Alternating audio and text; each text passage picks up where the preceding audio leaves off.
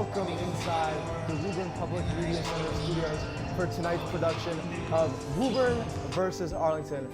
My name's Zeke Altman. I'm here with my broadcast partner, Hadi Bilal. This is our first time doing it together. Hadi, how you feeling tonight? I'm feeling great tonight. How about you? I'm feeling good. I mean, this is a matchup that Arlington come in with a 7-2 record, 33rd in the state. Woburn, not so well, 60th, 1-9, and that's 60th out of 61 teams. Only Demon RVT below them, so not looking good. But Hadi, how can the Tanners flip the switch today? Honestly, it just comes down to playing as a collective unit. I feel like in the games we've seen so far this entire season, there's been a lot of individuality, a lot of play that you could not really flow together as a team. So I want to see them come together as a team tonight against a much stronger opponent on paper, and we'll see. Hopefully that can happen tonight. Yeah, 100% Hadi. And if I had to have my say on this, Coach White, he's been playing the young guys, Ethan Samuel, Jamari Francois. And it's interesting to see who's going to start today because it hasn't been very fluid, the consistent starters. You know, you look at consistent starters. Dominic Caffarella is not playing tonight. He is on the injury report. He's on the injury list. They will not have the 6'6" Dominic Caffarella. So how can the Tanners overcome that, Hadi? Just like I said earlier, just need to play as a collective unit. You know, you need to understand where everybody is on the court. You need to have good ball discipline and create the great shots where you need to find them, and that's about it. Yeah, for sure. And that's going to do it for our pregame coverage. We're going to go down to the court for the starting lineups and the Star-Spangled Banner. The Arlington Spy Bombers and your Woburn Tanners. Introducing tonight's starting lineup for the Spy Bombers. Number 21, Lincoln Fudge.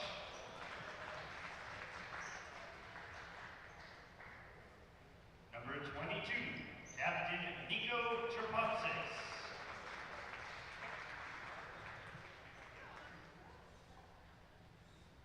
Number 33, Captain James Dinkman.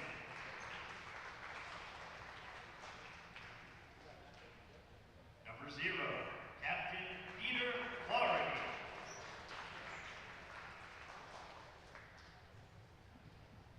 And number 23, Captain Hayden Bills.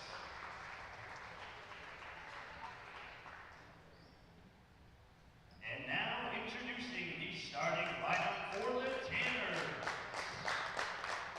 Number 13, Thomas O'Brien.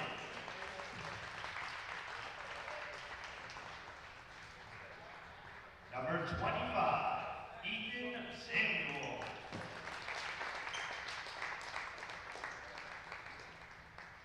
Number 21, Jacoby Altman.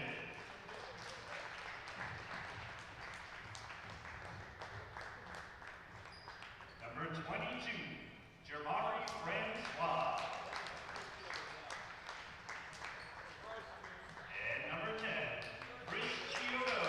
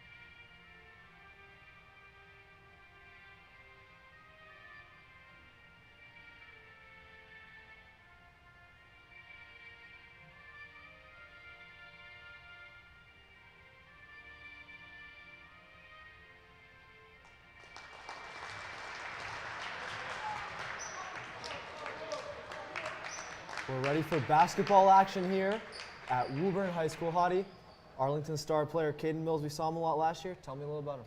Yeah, Caden Mills being, some of you may know if you pay attention to other sports, is a great football player for the Arlington Spy Pounders. Using his athleticism in football, he can easily contribute in the basketball on the court in many different areas of physically, and that can be something to keep an eye on tonight. Yeah, 100% Hottie. He is an athletic freak. I mean, we saw him during the football season. Me and Joey covered that game, and he was the player on Arlington. They didn't have many players, but he was the player.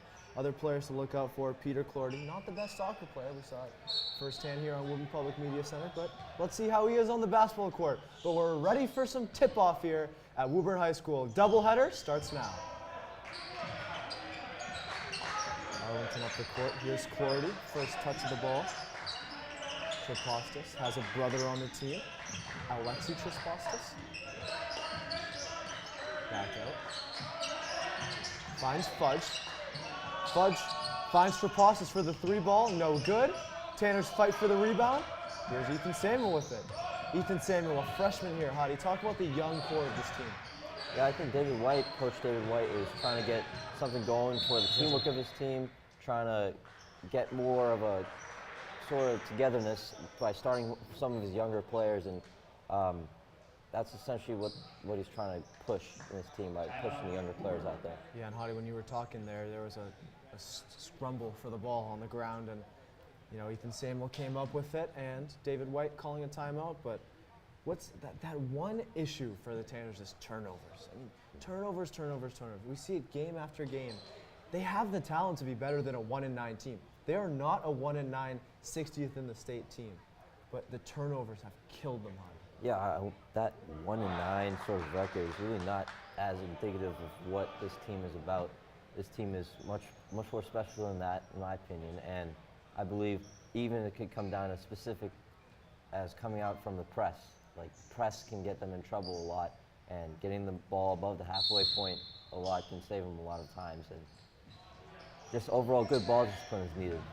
Here it is again, just trouble to get it over half court, like you said. Altman facing up Mills, the star football player. Altman surveying the D. Looking for an option here, can't find one, but here's Chiodo, the standout freshman. Boy, has he been special. Chiodo drives in, well defended though, out to Samuel. Altman for 3. Off the backboard and in. Altman, 3-point shot there to put the Tanners out to a 3-point lead. First bucket of the game. Yeah, Jacoby, when he gets hot, he can get hot. So you just want to get the ball in as much as you can. You got to get the ball in. There's Clordy. Mills with the screen on Chiodo. Chiodo finds Mills. Mills, big body move here on Altman, and Mills with his first 2 of the game. There's that press again. Altman does well to get across half court. Finds O'Brien. O'Brien, a good pass. Throws it off of Lincoln Fudge. Stays Tanner's basketball. Even though that pass was a little off, I think that was the correct read. I think that was exactly what you need to do to try to get in the basket way more, try and get under the basket and get those easy layups as much as you can. Altman looking for someone here. There's a turnover once again. Dingman there. What an approach to the basket here as he gets 2 more points in the and 1 layup. The turnover leads to points. And that's probably literally the one thing we've been preaching about for the past 5 minutes about what we cannot see for these Woburn Tanners, and it just happens to happen anyway. That's definition, almost. Dingman knocks down the free throw. Arlington up 5-3. Chiodo looking for someone. Altman. Here's that press again. Good move by Altman to get past Mills. Lost control of the dribble, but gets it back. Finds Chiodo. O'Brien, let's see if he can do something today. O'Brien, layup. Bumped there by Trespostis, but Mills gets the ball. Altman with the foul. Wait.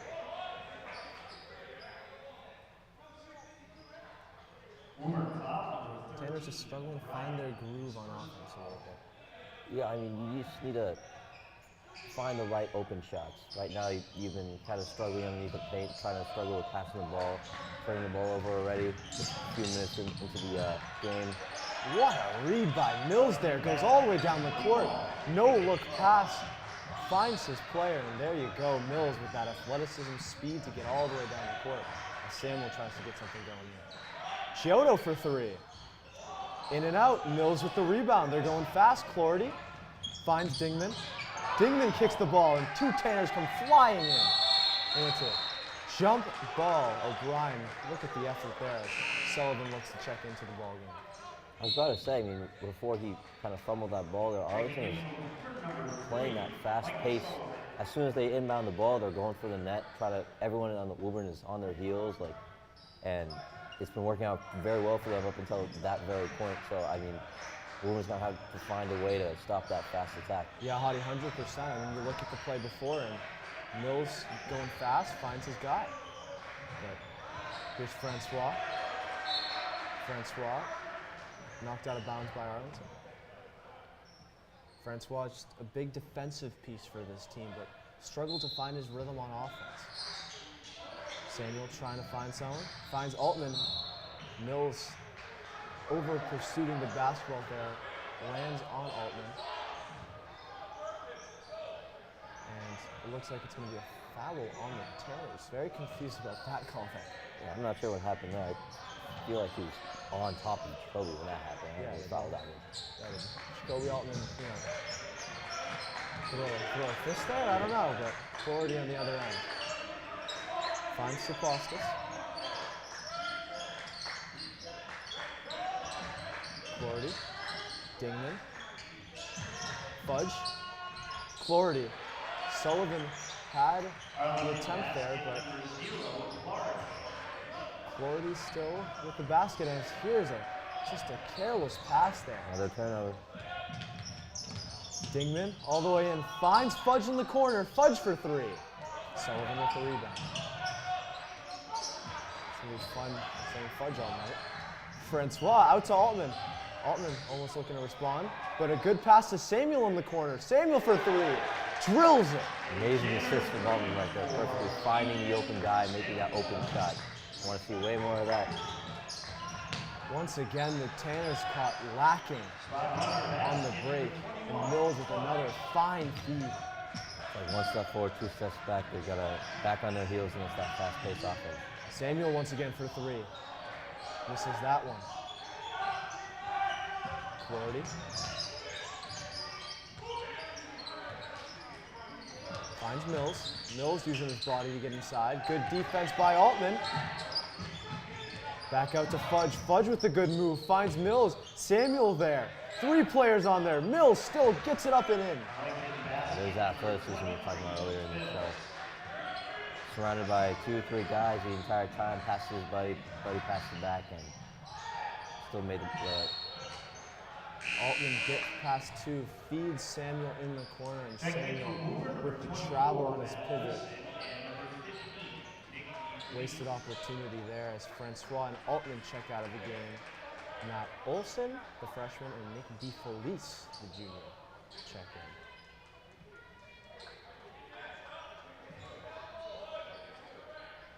Trispostas finds Mills. Trispostas. Tanners need to find that rhythm on defense. They've been pretty good in the half court. In transition, they've really been poor. Mills finds Fudge. Fudge. Trispostas right by Olson. Dingman. Dingman trying to take a shot. O'Brien. Really good defense by O'Brien. Olson with a tough rebound. Big man's rebound for a freshman. Olson facing up Mills. Samuel. Samuel with a little bit of a hesitation move. He takes the shot, and it bounces off the rim back in. Good move by Samuel in the hesitation. Clordy. Finds Mills. Mills guarded by Sullivan. Fudge. Good defense by Samuel there. All the way into the paint there from Dingman. Rebounded by Mills. Still Mills. Tries to put it back up and in. Another rebound by Dingman. Arlington just keeping it alive here. Fudge for 3. Olsen knocks it out of bounds. Arlington basketball. I felt like watching a circus there. The ball just kept going back to Arlington. Woburn's got to get better with those defensive rebounds. If you're going to try and get a chance to get back on the opposite side of the ball, and if you want to do something fast-paced like them, you're going to have to get those rebounds. 100% Hottie. Mills here. Foul there by Olsen. There is a tendency for Mills to try to get that layup on that right side of the rim, right underneath the rim, slight right side. I mean, you could probably take advantage of that, try to put a defender there before he's even there. Yeah, and you know, it's like you said, Hottie, it's pretty obvious. Mills is the strongest, most athletic guy on the court. So you expect when he gets into the paint, into that position, what's he going to do? He's going to throw up a shot, but he's wild. He's not built to be a basketball player. He's wild with his shots. So how can the Tanners take advantage of that? As here he comes, Mills. DeFelice turns it over. Fudge finds Clordy. Trapastis. Fudge. No subs get from Arlington. They seem to like this 5. Sullivan tips it over Clordy's pass. Taking it from Woburn, Sigsbury. Here comes that Rocky Nelson legacy. Dylan Sigsbury into the game, as well as Joe Doughty. Do not count out his three-point shot. You get him open, you dangerous shot beyond the arc.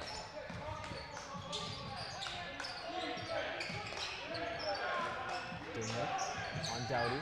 Good defense by Doughty, and Olsen gets the ball. That's that Tanner defense we like to see here. Yeah, if they can just be consistent with that and use that advantage going on the other side of the court, then he's going to look up for the rest of the half. His first foul. DeFelice facing up Clordy, trying to get over half court. He does. Sigsbury made a good cut down there. He's wide open in the corner. Can't find them. Doughty. We know his dribble moves. He gets through 2. Good pass to O'Brien. Good play by Joe. We love to see that. The ball discipline, finding the guy open underneath the basket, making the layup. Continue doing that. It's exactly what you want to see from a guard. Get into the paint, cause havoc, and there's O'Brien.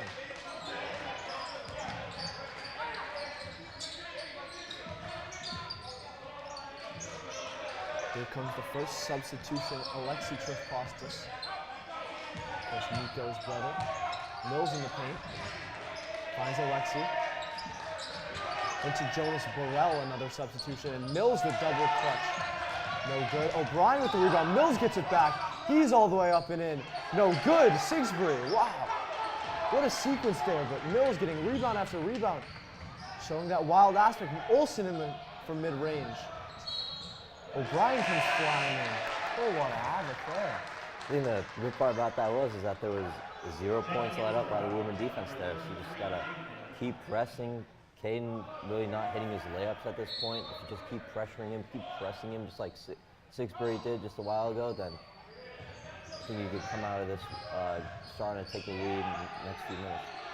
DeFelice can't find an option. Now does, finds Doughty. Doughty, spin move in the paint, puts it up. Wild, Clordy with the rebound. Arlington going out fast. Clordy all the way into Olsen. Olsen with the foul, and Clordy's going to line with 2. They move fast.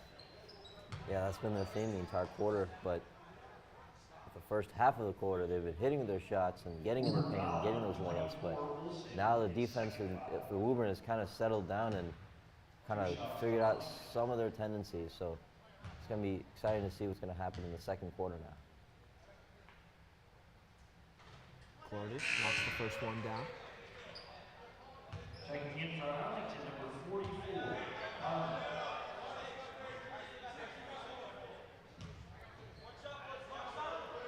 Clordy trying to complete the 2 free throws. 9.1 seconds left in this first quarter. Knocks the second one down. Taking in for Arlington, number 21, Fudge. Fudge back in the game. DeFelice Uses his strength to get it across half court. 5 seconds left. In the corner for Sigsbury. Sigsbury for 3. That's a big shot. What did I tell you about Sigsbury's ability from beyond the arc? If you find him open like he just was there, he set himself up in the right position for success. The ball was brought to him. He was found, got the shot. This is how you want to take advantage of Dylan Sigsbury's great shot. Totally agree, Hadi. Dylan Sigsbury is a key piece. You know, he comes from Austin Prep, a school last year. They're pretty known for their athletics. Austin Prep comes here, comes to Woburn, comes to a public school, and we haven't really seen the impact that Dylan Sigsbury can have just yet. But boy, can he have an impact. What are you seeing from Arlington throughout this first quarter? Yeah, I mean, Arlington playing is fast-paced that they're known for, and they also have that press going, but seemed like a tale of two halves in just the first quarter. The first half, Arlington maintaining good ball discipline, finding the open guys, hitting those layups underneath the paint, Caden Mills underneath the basket, getting those baskets, and the defense were kind of on their heels, but then as the game started going on, the Woburn defense started to find a slight rhythm, trying to find a little bit of tendencies on the Arlington offense. And then going into transition on the offensive side, finding better open opportunities for good shots, and just saw a microcosm of that there in the last play of the first quarter with Dylan Sigsbury hitting that 3, finding himself in the open spot to take that 3-point shot. Yep, and you know, it's all about the guards causing havoc, kicking out. That's what a star player does, cause havoc in the paint, kick out to your 3-point shooters. A couple subs come into the game here, as we talked about Alexis Apostas. Finds Burrell. Burrell finds 44 Drew Carter. Dingman, Fudge, puts it up, can't get the rebound. Fudge back in once again. Arlington basket number 21. Dowdy into the corner, Sigsbury. Could have took the shot there. Finds Olsen. Olsen for the deep 3, drills it. Yeah, where did we get that through?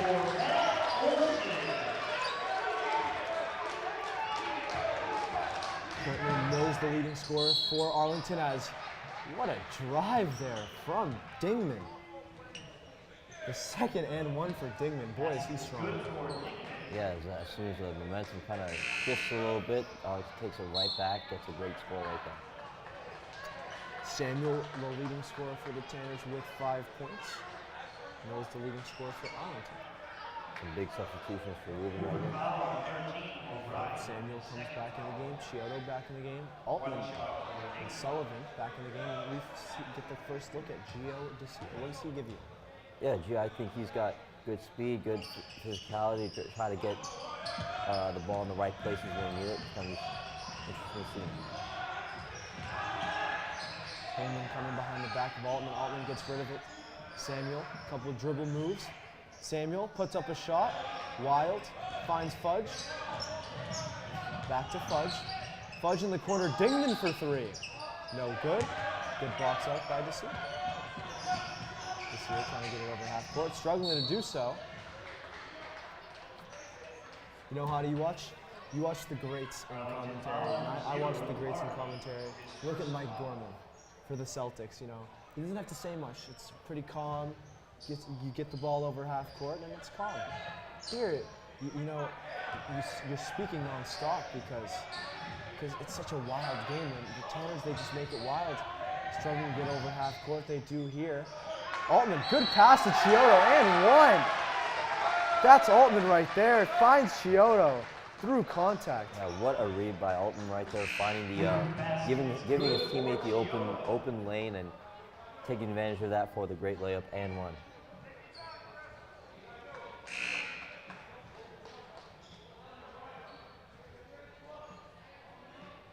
Arlington foul on number 44, Carmen, his first foul.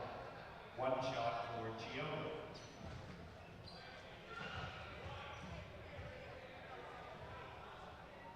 Chiodo trying to complete the 3-point play, can't do it. Mills with another rebound. Out fast, finds Clardy. Mills, pass Samuel, puts it up, no good. Arlington get the rebound, Dingman. Back out, resets, Clardy, Fudge.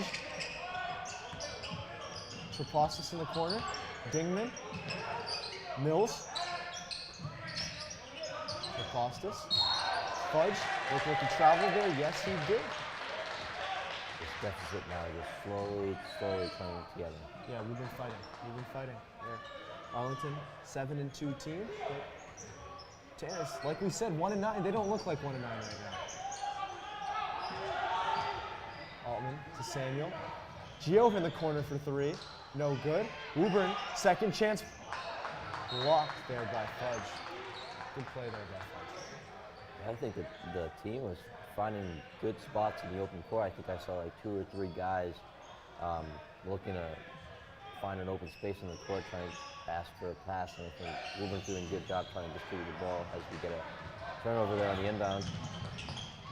Out fast. There's Dingman once again. He's racking up the points. Up to 6 points, 3 layups, 2 of them and ones. Sullivan finds Gio out fast. Gio with a good layup. He's on the board here. Samuel with the steal. Just a fast-paced game here. Altman takes a 3. No good.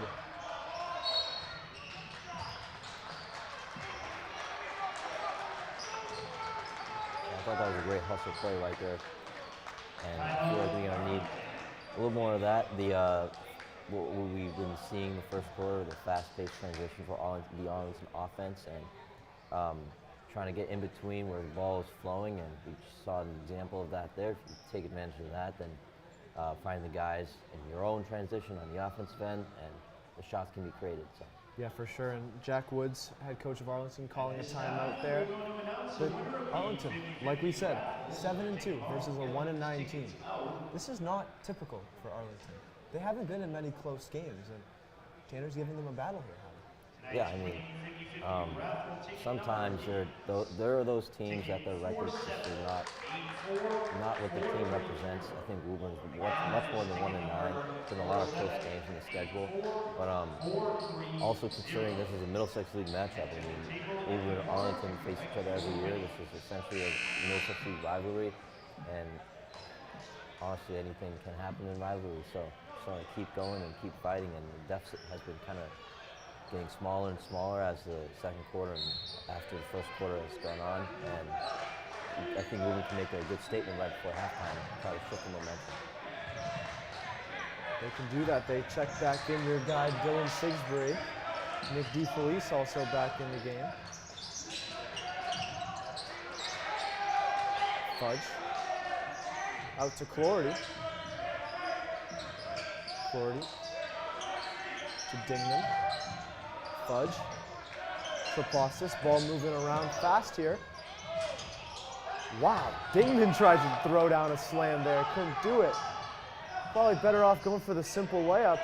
Could lead to a selfish decision. Nick DeFelice for 3. No good. Dingman right back trying to make up for his mistake. No good. O'Brien throws it off Francois. Checking in for Arlington, number 22, Moses. You know, I don't want to make a very vile comparison here, but the Woburn Tanners, very similar to the Detroit Pistons. They keep every game close to the Detroit Pistons. Just can't seem to get a win. Can the Tanners not be compared to the Detroit Pistons with a good performance tonight? Fudge for 3. Good. Lincoln Fudge. He's been a piece today. We said his name a lot. And I keep saying his name for the rest of the game too. O'Brien into the corner. Back out DeFelice. DeFelice one-on-one against Clordy. Joe Dowdy, we know he can make something happen off the dribble. He tries to here. Sigsbury moving around the horn. O'Brien tries to go one more. Turnover on the other end. That's number 5, Jack Zambardino, for the first time today. Goes down the floor, gets fouled. Yeah, those passes seemed a little forced. I get you trying to find the open guy, but you also got to be very aware of the defense you're playing. So.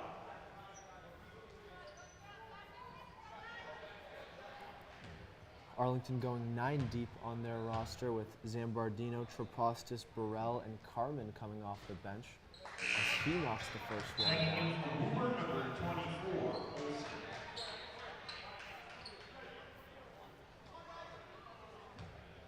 we see Olsen check back in the game here.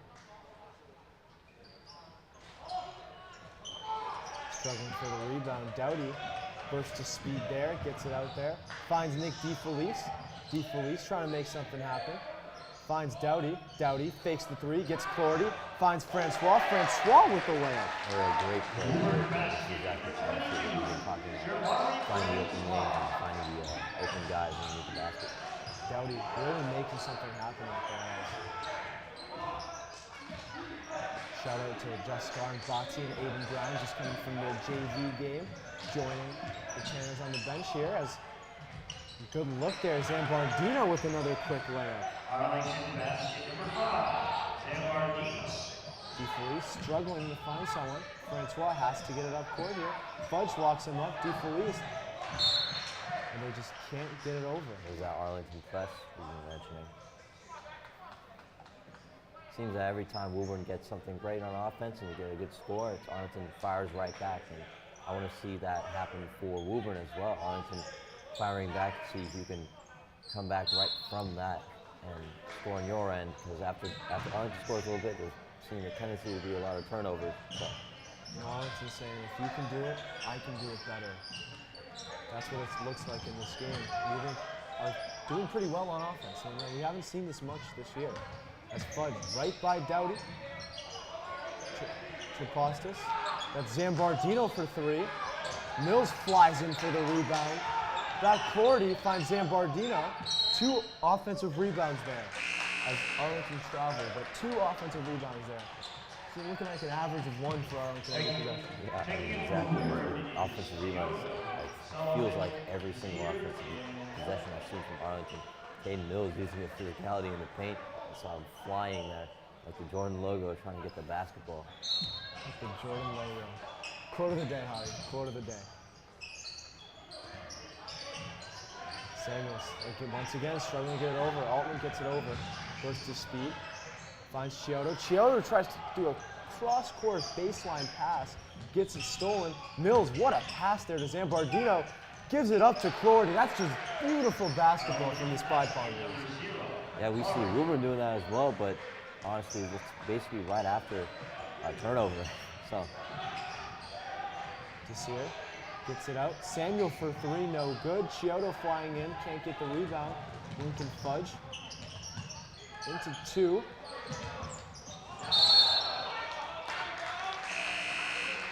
Last minute or so, we've been seeing that fast-paced offense from Arlington, and the deficit has kind of grown now.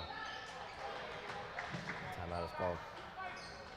Tanner's called timeout there. David White going to talk it over with his team. You know, Hadi, we don't have you down there to listen to the coach conversations, but we're happy to have you up here. You know, this is your debut up here, is it not? I believe so, yeah. And Hadi was cooking in the playoffs last year when he was helping out. But, you know, Tanners, they're keeping it close. I mean, it's an 8-point game, but it feels a lot closer than an 8-point game. Chiodo with 2, Francois with 2, Samuel with 5. These young guys really helping it out for the Tanners today. Yeah, I think what I said in the pregame about having that teammate sort of playing as a team, essentially, and even finding guys getting open, the ball getting into the right places, the open shots being made, but what we also mentioned earlier is the turnovers. The turnovers have been quite just negative, and they've been part of their game for a while, and Arlington making sure they can take advantage of those turnovers. Seems like every time Woburn gets something good going on offense, as well as turnovers happen from Woburn, Arlington takes advantage of that. That's why it's a 8-point game, but I mean the deficit can be smaller. Woburn could be in the lead, but it's just those small little mental mistakes that need to be fixed. Well said, Hadi, and we want to remind you as Samuel tries to get it over, finds Desir, stolen by Fudge.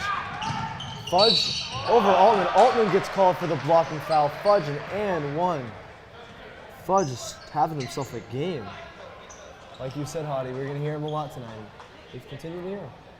Yeah, exactly. I mean, he's playing great basketball, forcing himself in the right situations, getting the great opportunities. He needs to score as much as he can, and we're gonna definitely keep saying his name for the rest of the game, for the rest of the night. And we want to remind you, like I was saying before, we want to remind you that we have Woburn Lady Tanners basketball following at 7. Hadi will be at the call. I will not be at the call. I will be going to the inferior basketball game tonight. Celtics Nuggets, but of course the main man Joey Matroni will be back for you. It's going to be a fun night of basketball here as the festivities already begun. As Sullivan misses a 3 in the corner. Desir back up and in.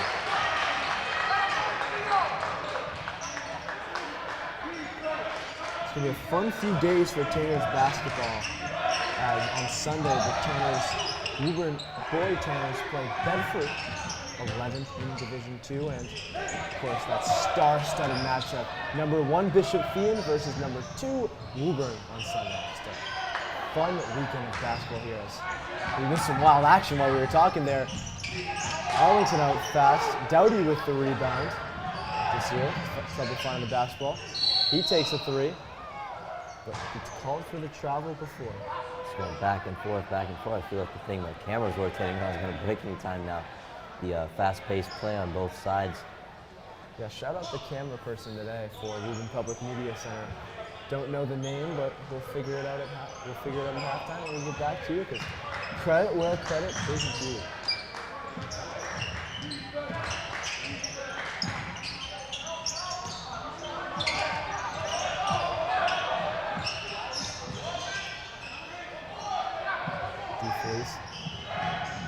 DeFelice, floater. DeFelice, looking for someone. Chiodo, DeFelice, 26 seconds in counter. DeFelice trips. Foul called by Mills. And along with the camera person, we just want to shout out our incredible director, Kevin Burkett. He's just cooking it up in there. And of course, the camera person, Just Patel. Just a really good crew we have behind the scenes at Woburn Public Media Center, along with the main man, Anthony Gilliam. We got to get him in an interview later in the year. That's a must. That's a must. Yeah, most definitely. DeFelice trying to find someone here. Single-digit lead, but that could change as Dingman throws it down.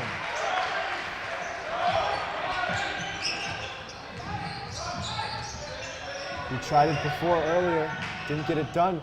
DeFelice throws up the floater, no good. 6 seconds remaining. Dingman tries to find someone. Sigsbury, fight for it, and that is halftime. Arlington go into the half with an 11-point lead. Final thoughts of that first half, Hadi? Yeah, I mean, Woburn had a little bit something going in that second quarter, but then just things started to slightly fall apart. I thought they had the momentum, and they just kind of gave it away. It's interesting what adjustments they might be doing at halftime, but they're just going to need to fix those turnovers mainly. Yeah, Hadi, I would say David White's got to talk about ball possession. Keep the ball in your hands, but it seems like something that he keeps having to saying. So that's not something that they need to talk about. They need to talk about getting the ball into the paint with their guards, feeding it out, or taking that shot, being aggressive. That's what the Tanners need to do, and go into the half with a 35-24 game. Woburn down 11. We'll send it to the studio at 2 minutes left. Left in the first half. It left at halftime, and we'll go with 2 minutes left in halftime, and that's the first half. Arlington up 35-24.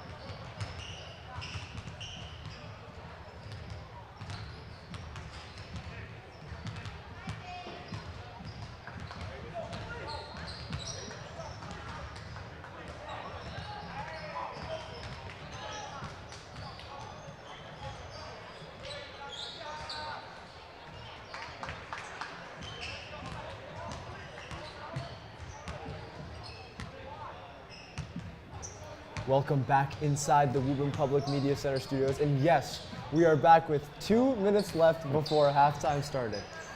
And for some more Tanner's basketball. Second half, changes. I'm thinking the young guys. How do you tell us more about that? Yeah, I mean, just using that depth you have at the bench, and I know the younger guys are they're very eager to start getting on the court, right? Very eager to make plays, get good opportunities, and it'll be exciting to watch that in the second half. 100%. And you know, the Tanners went pretty deep in their roster. They went 10 deep in that first half. They actually 11 deep. They had Sigsbury coming off the bench, Desir, Sullivan, Doughty, DeFelice, Olsen. So using almost their whole roster, it seems like. So Coach David White loves to go to his bench once the guy's flowing. And you know, we see that a lot with is Coach Steve Sullivan of the girls team. You know, he likes to make fast substitutions, get the rock moving around, make some speed on the court. So shout out Steve Sullivan. We'll see him 7 o'clock. Hadi, tell us more about that fast-paced offense that Arlington played. Yeah, I mean, the fast-paced offense for Arlington, I mean, that's what kind of was the tail of the first quarter and the second half of the second quarter, how they were taking advantage of the Woburn turnovers and in transition, using that fast-paced offense to get the ball in the right situations. Woburn took advantage of that a little bit first half of the second quarter, but ultimately it's been mostly Arlington most of the game so far. If Woburn can just kind of pick off at that a little bit, then they can create those opportunities to shorten that deficit like they were. They were very close to getting the lead there, but they ultimately just kind of let go from their fingers. So, yeah. And Hadi, one more question before we start this second half. And if you're head coach Jack Woods, Arlington, you're up 11. You haven't been playing well enough to be up 11, but you're up 11. What are you telling your team right now? Yeah, I mean, this is a 1-9 team. Usually, I would also mention how that, as a coach, the record doesn't really indicate how good a team is, but it's just maintaining your good fast-paced offense like we've been mentioning, just playing hard, getting the ball in the paint, using your athletic guys, Caden Mills underneath the basket, and just keep pushing. Yeah, I want to emphasize one player on Arlington, Dingman. He has 8 points right now. As Altman drives on Mills, tries to use his body, can't because Caden Mills is a beast. And here comes Francois. Finds Altman. Dingman with 8 points in that first half. Really the star player for Arlington. As Altman's pass gets deflected, stays Tanner's basketball.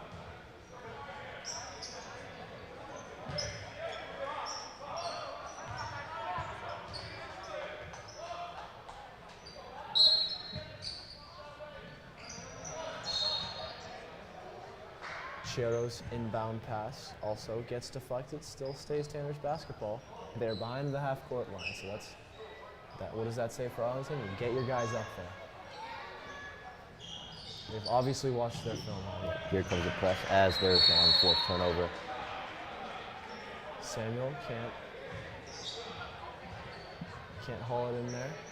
And Coach White coming out all the way past the half-point line to make his point. Yeah, incredibly frustrated. 3 straight passes, can't get it done.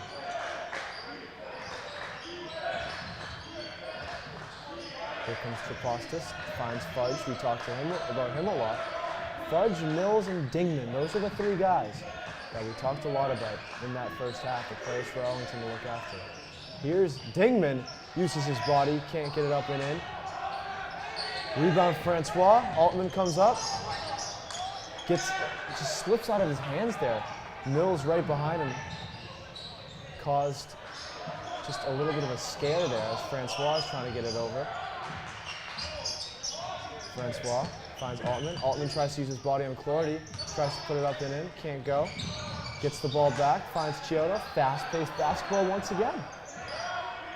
Yep, no change in score yet. Altman tries to find O'Brien. Wild pass there, but O'Brien hauls it in. Those two have been playing together for a long time. His drive stolen, finds Clardy.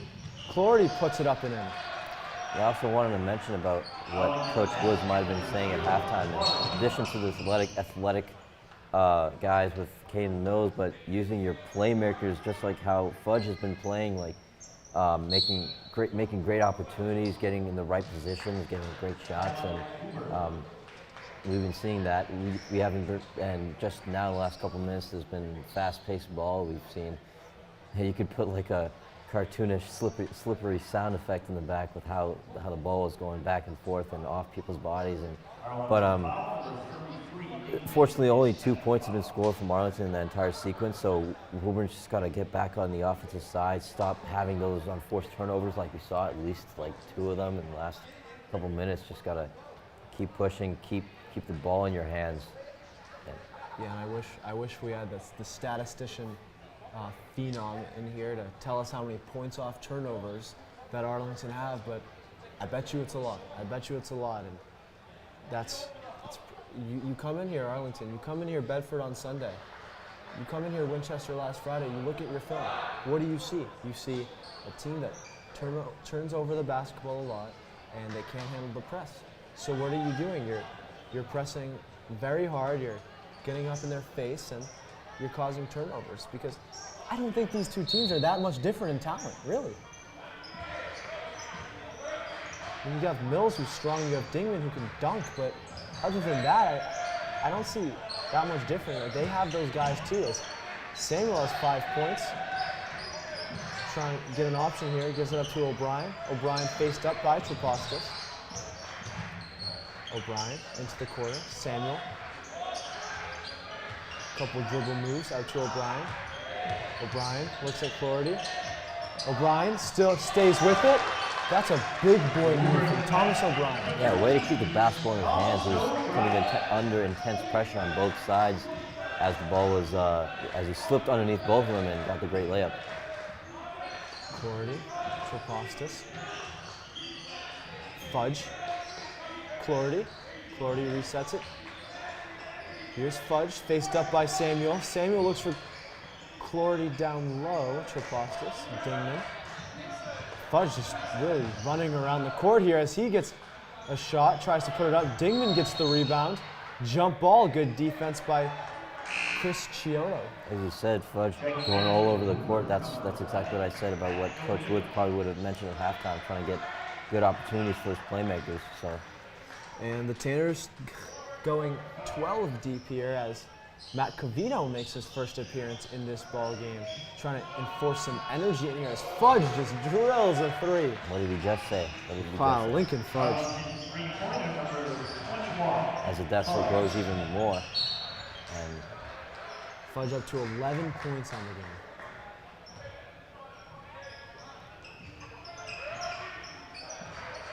game. DeFelice facing up Mills. Called the illegal screen on O'Brien. Don't think that's a good call there. O'Brien is just there, and Caden Mills just bumps right off of him. Really shows the strength of Thomas O'Brien, not really the foul of Thomas O'Brien.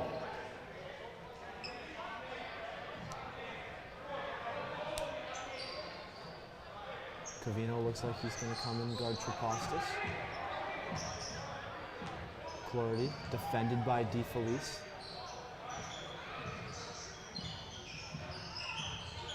Caden Mills, look for Trapostas. Trapostas with the mid-range jumper, no good. Sullivan, first look in the second half. He's with the rebound, goes out fast. They're going to call that on the floor or a shooting foul? It looks like it's going to be a shooting foul. Oh, down low. My apologies. DeFelice there to inbound as Chiodo checks out of the game for the first time in this second half. Sigsbury comes in.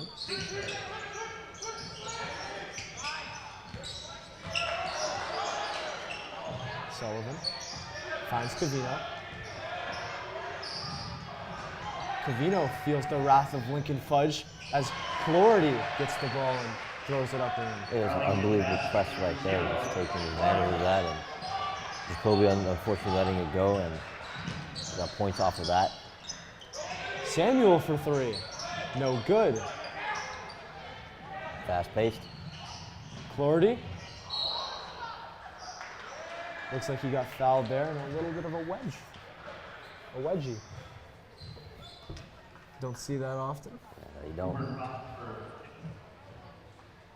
Woburn foul number 15 to Felice, his first foul. Clarity at the line for 2. He's at 8 points right now. First free throw, no good. Checking in from Woburn, number 24, Olsen, and number 0, Dowdy. Matt Olson, Joe Doughty check in the game. Samuel and Sullivan both check out. Oh, Sullivan is still in there. I think it's only been like 4 minutes in the second quarter, and it already feels like the game is starting to slip away a little bit. But you can never say that for certain because, as you can tell in a game like this, Middlesex League matchup, Especially in basketball, things can change very quickly. As I say that, they get another turnover and score off of that. Fudge there, just putting up in an almost a dunk.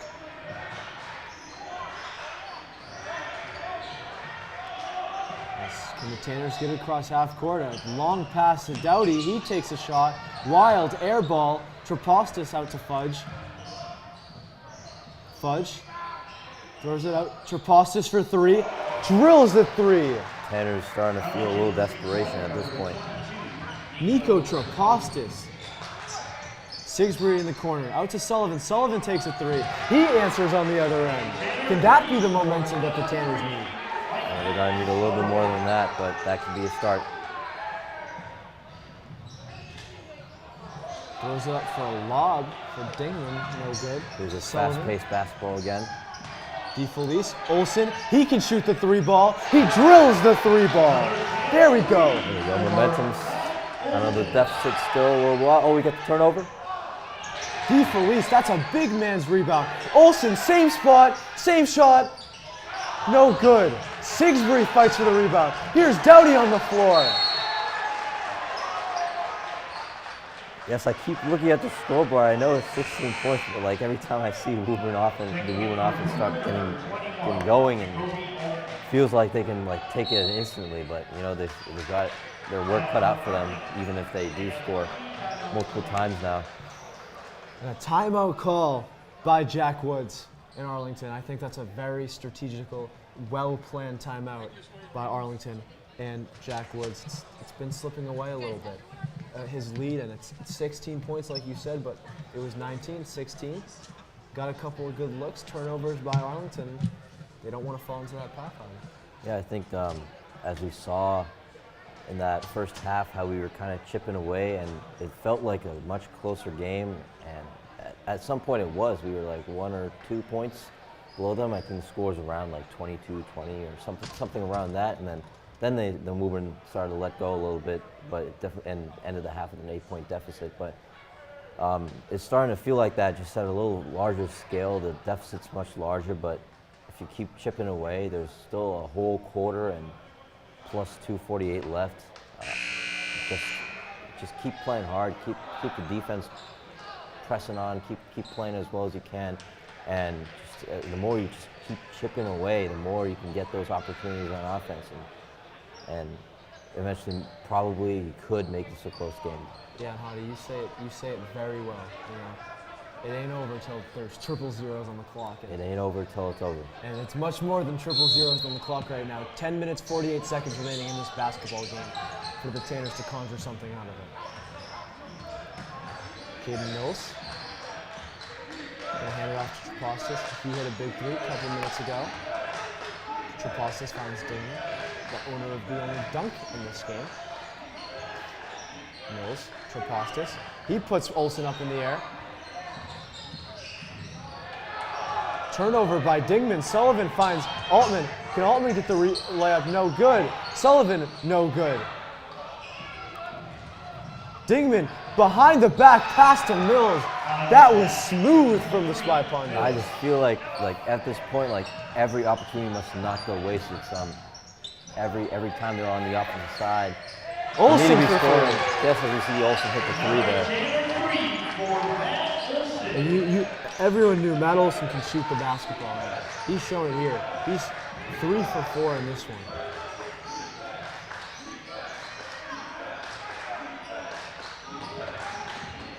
Dingman finds Clarity. Clarity out to Trapostis, moving it well. Fudge for 3, no good, can't respond. Olsen gets the rebound.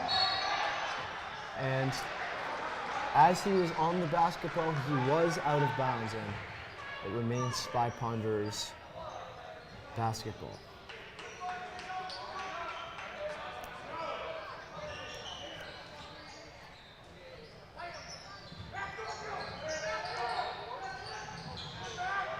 Mills finds Trapostis. Trapostis finds Dingman. Once again, the ball movement is pure from Arlington. Mills past Olsen, but a strip there by Sullivan. He's going the other way. Olsen finds Altman. Altman to Doughty. Sullivan for three. He drills it. Michael Sullivan.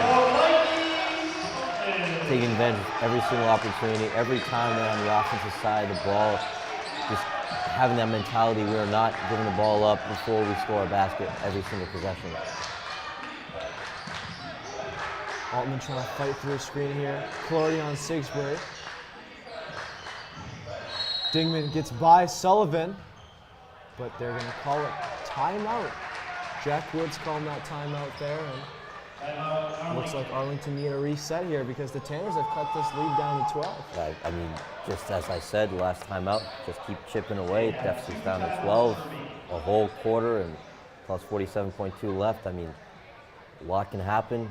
Woburn seems to be chipping away here and playing great defense, taking advantage of the open shots. And Arlington's been playing very well with the ball discipline, like passing the ball around well, they're just not capitalizing, and Woburn is taking advantage of that to their full capacity and making those three-point balls, which is exactly what you need to cut a deficit in a large deficit game. Yeah, great point there, Hottie. And you know, we're an all Tanner sport fan base out here. We love every sport. We love the basketball team, but let's talk about give a congratulations out to the girls indoor track team, the Liberty Middlesex League champions, the third year in a row. They are 15-0 in their last 3 years. Shout out to James Fletcher, the head coach there, and the boys just coming up short, losing their undefeated run to Lexington 59-41. It's so heartbreaking, but they have state relays tomorrow, both teams, and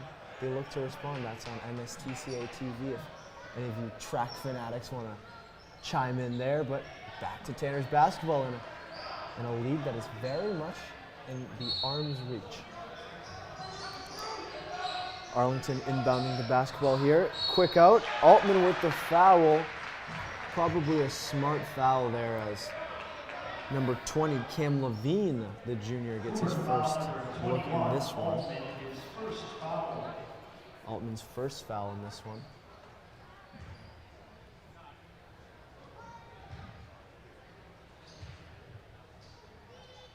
Levine's first free throw, no good.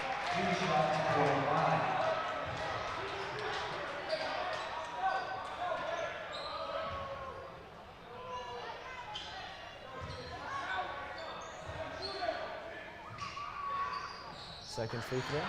At this point in the game, with the amount of time left, every single shot has value. So we need to be taking the right shots at the right opportunities. As there's a bit of a scrum. Altman on the ground there.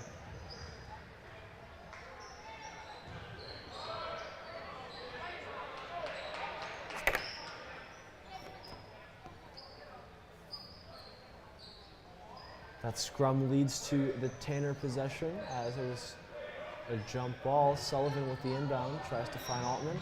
He does, but can Altman get past half court here? Trying to get past Clardy and Mills. He does get past half court. He goes all the way to the rim, finds Doughty. Doughty finds Sullivan. Sullivan takes a three, no good. Arlington with the rebound. Trapostis enforcing that fast-paced offense. Caden Mills. Out to Peter Clardy. He's going to reset one-on-one against Altman. Mills looks back. Finds Fudge. Trapostis hit a three before. He hits a second three now. Nico Trapostis, and Altman tries to take a big shot. No good. Wow, that was close, but I don't think that would have counted anyways because the buzzer did sound and the ball was in his hand. Nico Trapostis up to 8 points in this one, and that is the end of the third quarter. Back into some fourth quarter action. Tanner's down 16. Back Like you keep saying, Adi, one step forward, two steps back. Yeah, I mean, the deficit was getting chipped away there. I mean, you felt a little bit of a momentum shift, but just every time we get something going, Arlington strikes back. This is exactly what we can do this too. We can keep going at it. I think Coach Woods is going to talk about something like that in his huddle, and Coach White talking about making those right shots. And at this point in the game, I think I mentioned this right before a bit of a scrum there, is every single shot has value. It doesn't matter if you miss it or make it, but you just have to make those shots count. You have to be in the right position to make a shot that you have a good probability of making, rather than trying to just put it up there. And because at this point, 16 points, 8 minutes left, you have to be very mindful of when you take your shots. So 8 minutes, 16 points. 8 minutes, Adi. 8 minutes is all they have to lay their mark in this one. You know, a couple of the starters come back in this one. Jamari Francois, Chris Chiodo, two first-year varsity players. Samuel also in there, as well as O'Brien. Only bench player out there right now is Giovanni DeCia. Mills takes a mid-range shot. Haven't seen that a lot from Mills, but he drains it.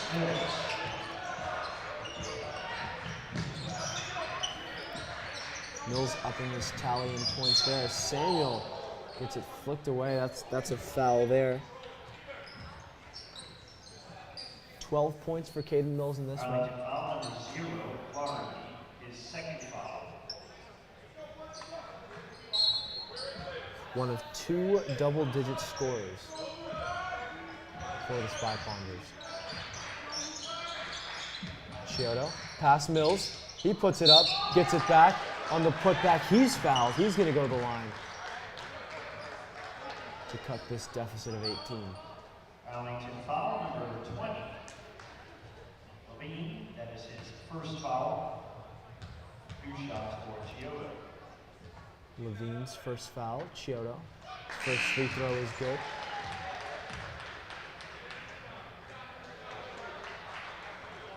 Checking in for Arlington number 12, Alexi Chapotsi.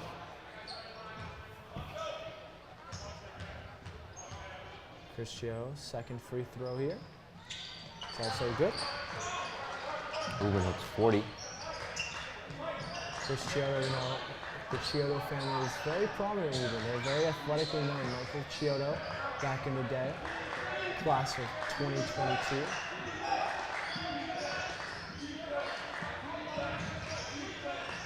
Of course, his brother Matt Chiodo, one of the good baseball players here in Woburn. As Mills puts it up in it, no good. O'Brien and Corley with the jump ball.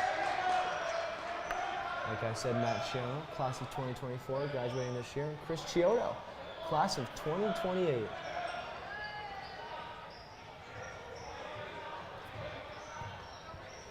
My apologies, class of 2027.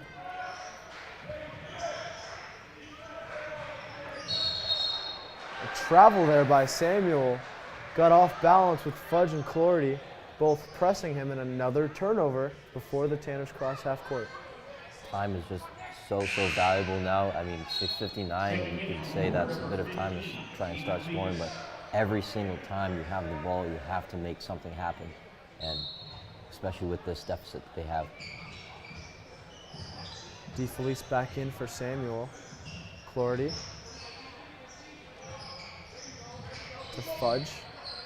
Fudge, Trapostis. Trapostis looking around, find Fudge in the corner. He fakes the three. Mills. Clordy tries to go up and over DeCia, and he's no good, but he gets whacked on the way up, and he's at the line for two. Foul number 2 is here. His first foul. 1 shot. Sorry, excuse me, 2 shots for foul.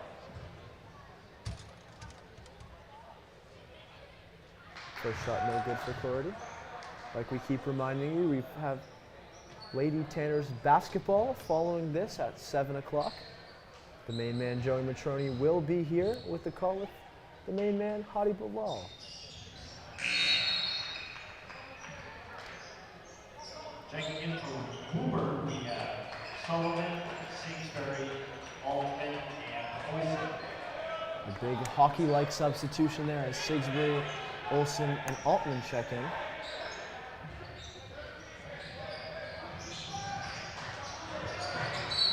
Altman trying to get it past half court as he gets fouled on the way.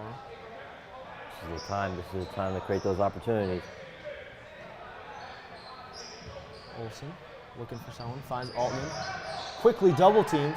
Olsen gets his pass deflected. There's Arlington's flagship press we've been seeing practically all game and continues to pressure the Woburn offense. Of course, this Tanner's team has Bedford on Sunday, like we said, 11th in Division II, so a very good team. Altman puts up the floater, that's good.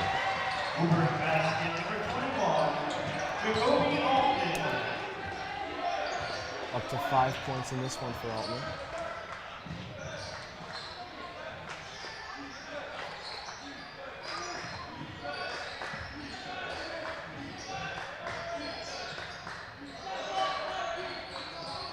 Mills, Trapostis, Fudge for three.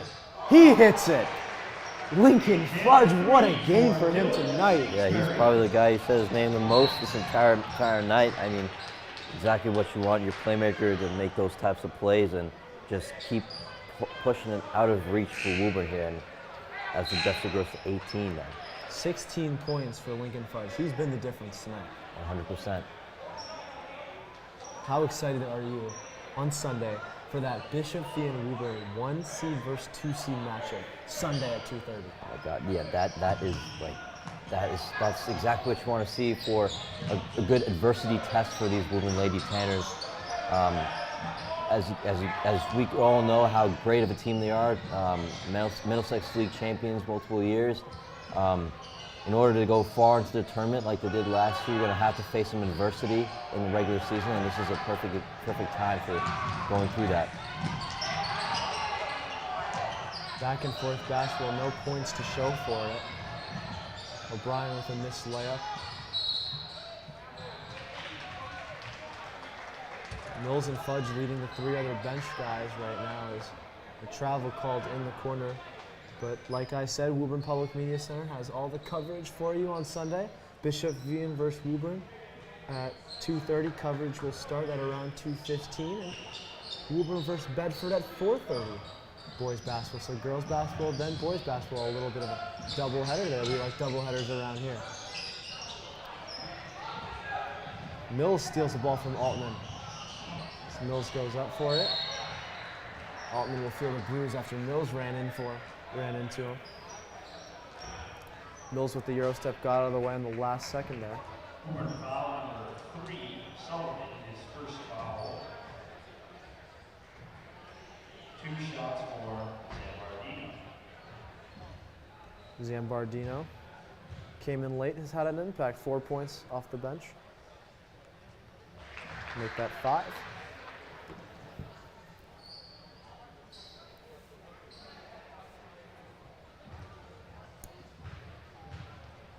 Lincoln Fudge, the game's highest scorer at 16 points. Second shot, no good, with Fudge with the rebound. Floater there, Mills tries to fight for it. Olsen comes out of the pack with it. Sullivan drives, caused havoc, trying to find Altman in the corner, but there was a spy ponder there for a deflection. That was Zambardino. Altman trying to find someone. Can't find anyone, just throws it off Zambardino's shin, out. Just shows Arlington's man-on-man right here is very good. Don't want to just want to keep the pedal to the metal and not let Woburn score at all. Really make a good statement here in this Middlesex League matchup. O'Brien for three. That came from some good ball movement. Altman to Olsen to O'Brien for three. Cuts the lead back down to 16. O'Brien, that puts his point tally up to 7. As here's Burrell. Burrell finds Mills. Mills looked like he traveled over there, didn't matter, turned it over anyway. Sullivan uses his body into Zambardino. Zambardino, good defense, deflects it out.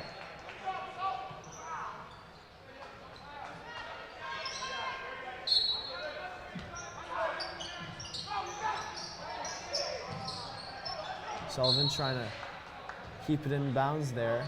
Watched his 2 feet, kind of look like a receiver, but can't keep it in there. Another turnover from Woburn.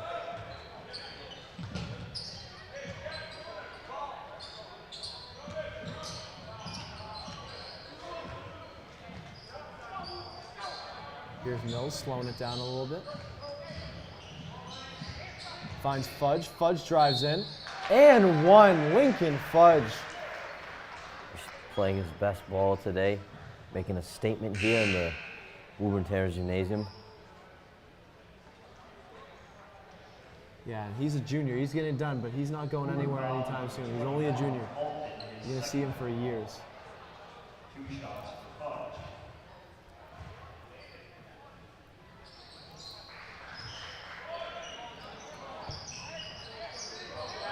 DeFelice gets the ball in. Tanners down 19.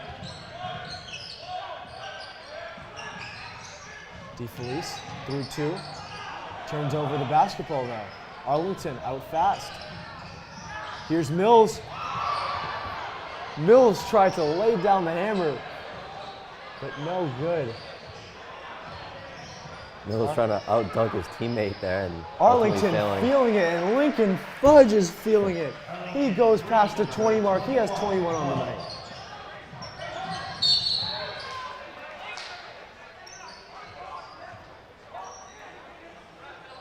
Lincoln Fudge is going to sleep well tonight. 100%, I think. He's deserved it. Had a hell of a game tonight. Arlington foul number 4, Burrell. Just really laying it down on this Woburn defense. And 2 shots for DeFelice. Kid Mills felt personal there, it looked like, on that dunk attempt.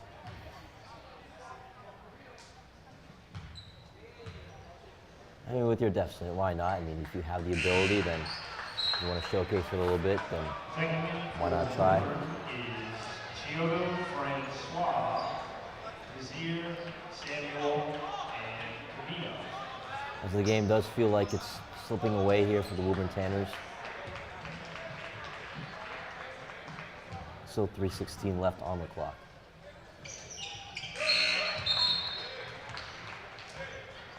Checking in for Arlington, number 32, Rudolph.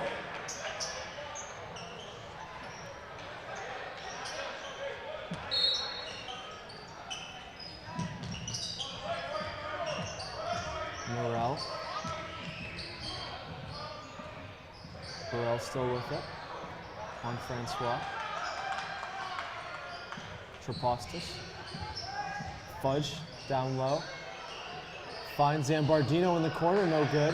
Cavino with the rebound.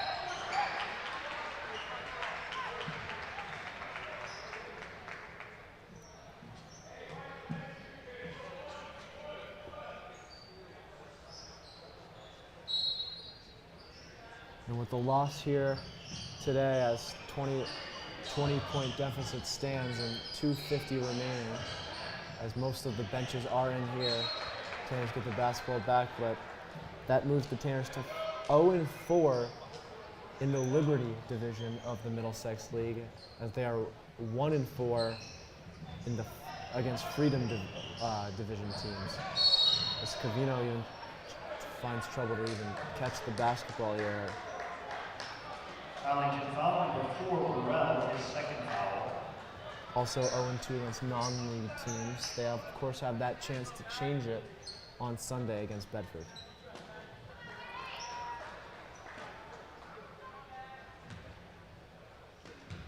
Cavino at the line, looking for his first points of the game. First one is good. Checking in for Arlington, number 13, right.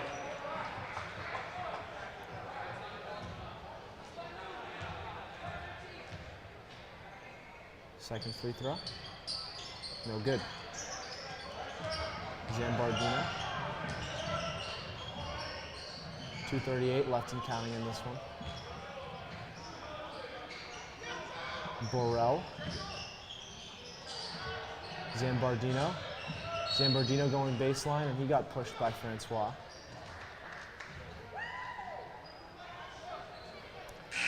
And after tonight, we get back to you with Middlesex League action, 7 o'clock, against Melrose on Tuesday.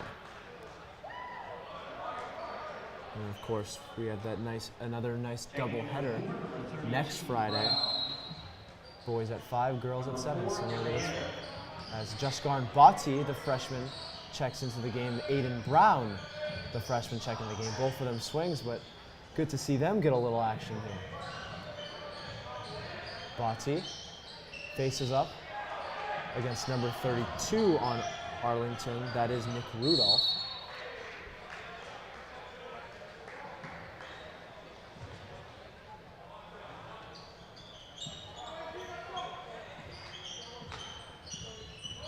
Aiden Brown. Brown finds Sam Garrier, the senior. He was also checked in the game. Bhatti. Samuel. He takes a shot, no good. 2 seniors and 3 freshmen in the game right now for the Tanners. Thomas Wright also in the game for Arlington. Arlington try a 3 there. Samuel trying to keep the ball in bounds. No, he can't do it. Arlington going the other way. Checking for Arlington is number 11, Miller, number 14, Williams, and number 24, Williams. Jabari and Jamari Williams. If I had to take a guess, they're twins. Thomas Wright in the game, Simon Miller in the game, and Nick Rudolph. That's the 5 that Arlington have out there. Jamari Williams with the ball here. Gives it to Rudolph. Back to Williams. Williams to the other Williams.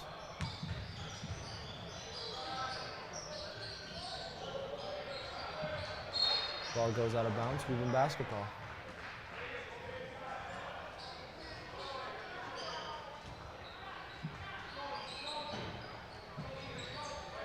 Aiden Brown, 1 minute and counting left on the clock.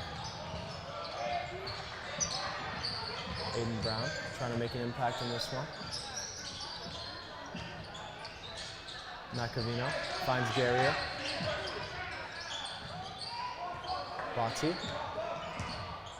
Bhatti takes a shot. No good. We'll stay Woburn basketball though. Great thing to see these young guys getting their minutes in and getting that good varsity experience. You know how valuable that is for the younger guys. Samuel out to Covino. Covino tries a floater, no good. Tries to get his own layup, no good. Williams out to Williams. William puts it up. Samuel looked like he blocked it, but it's a rejection. It's a foul there. My apologies. And Jabari Williams will be at the line.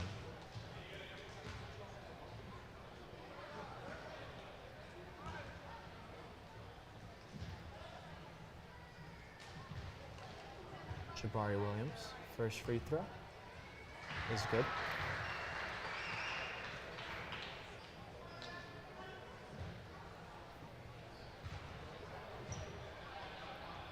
Second free throw, also good.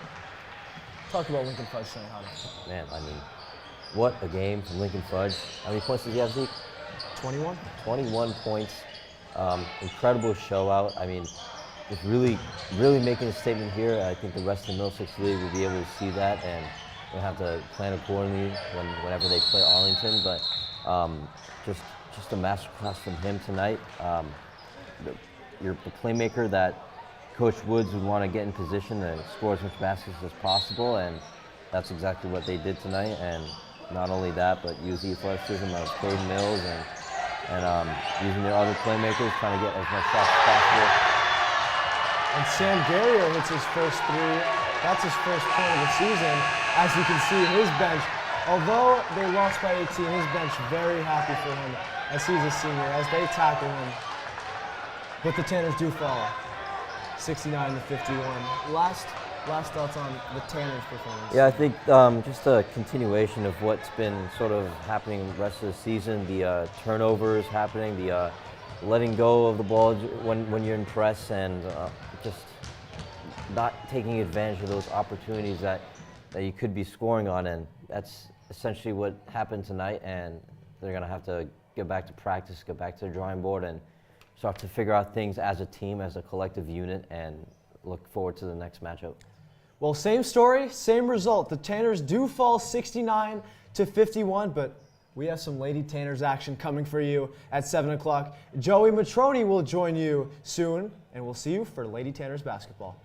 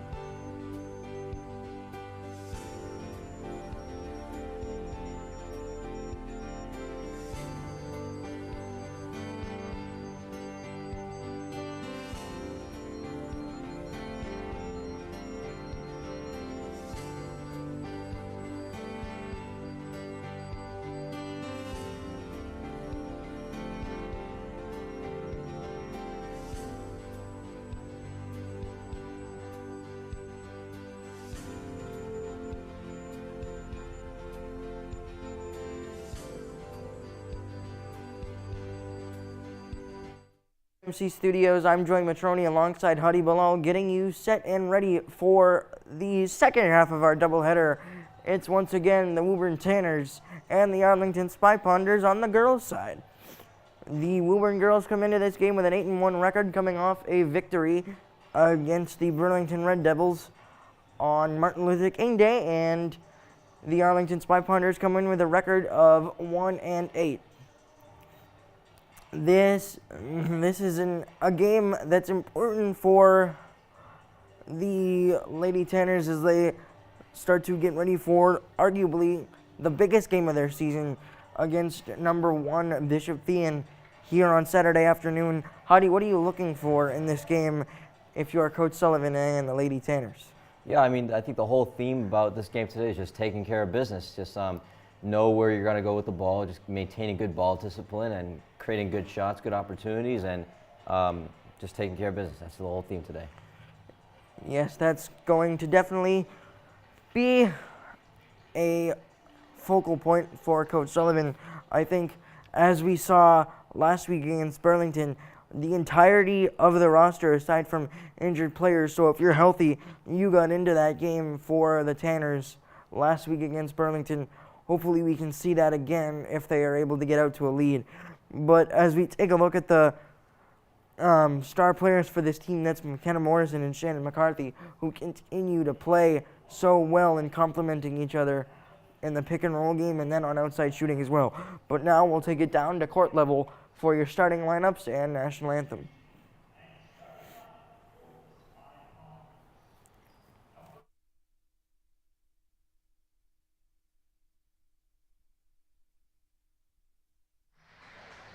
Number 5, Louise Euler.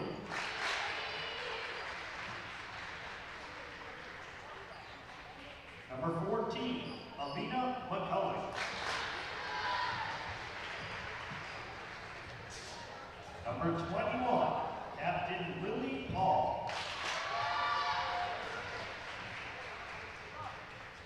And number 4, Captain Gianna Papillo.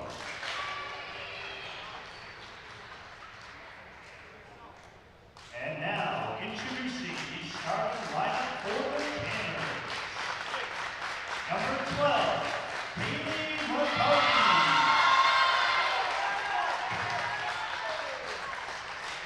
Number 22, Brooke Kuzero.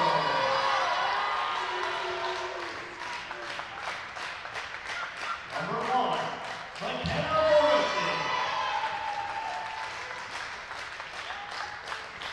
Number 31, Shannon McCarthy.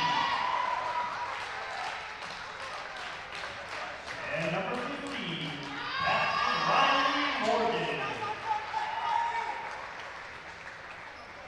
Everyone now please rise and remove your caps for our national anthem.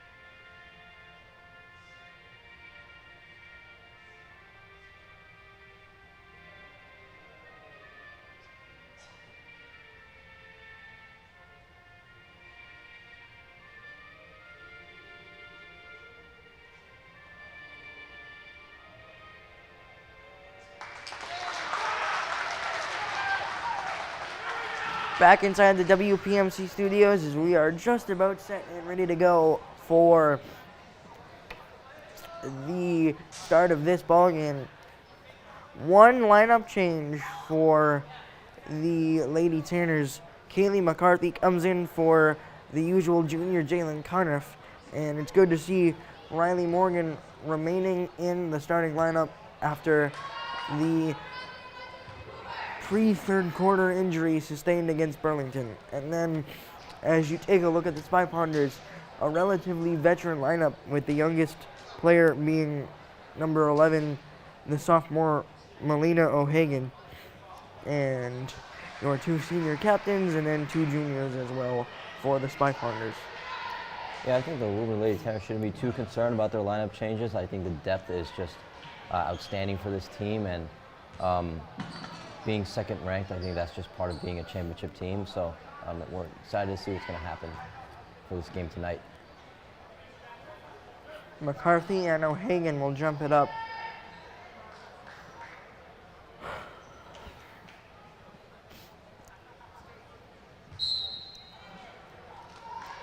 And we are underway here on Woburn Public Media Center. Riley Morgan takes it in on the elbow, looking to go immediately inside to Shannon McCarthy, who posts up, gets the angle, and puts it up for 2. Shannon McCarthy immediately making a statement, doing exactly what she does best, going right underneath the rim in the paint, getting that crucial layup early in the game. Palillo swings it to the corner for number 21, and that is Lily Paul. Back into the post it goes, jumpers off the mark, and the rebound goes to the Tanners. It's McKenna Morrison, who loves those outlet passes, gets another one to Tuzela, who lost it, and Paul takes it away.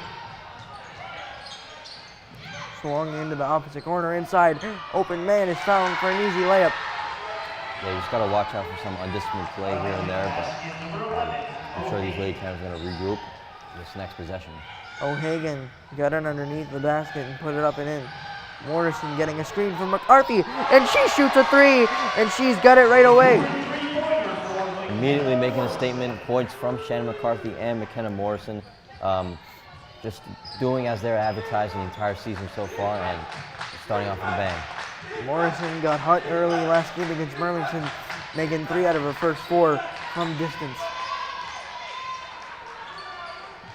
Nice pump fake there, inside it goes. What a block! Nice defense there by Tuzelo. It was Mueller who had the drive. And Mueller will inbound.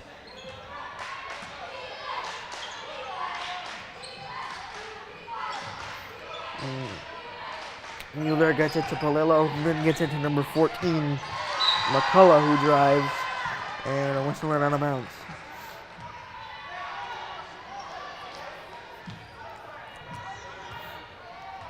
Morrison takes it up again, swinging it into the corner for McCarthy, then to Tuzelo at the top of the key. Nice ball moving here, this possession. Nice move by Morrison, opening up the mid-range. Off the rim, rebound, McCarthy back inside. Extra pass to Tuzelo, and out of bounds. Some good ball movement there in the last play. You just got to capitalize on that. I know that was a pass that was just off the foot of an Arlington player, but overall, just maintaining good ball discipline. McCarthy will take the inbound play. That's usually the job of Jalen Carniff, but not in the starting lineup tonight. Morrison inside to McCarthy, finds the double team, and is stripped away. Running the break now, McCullough is able to finish.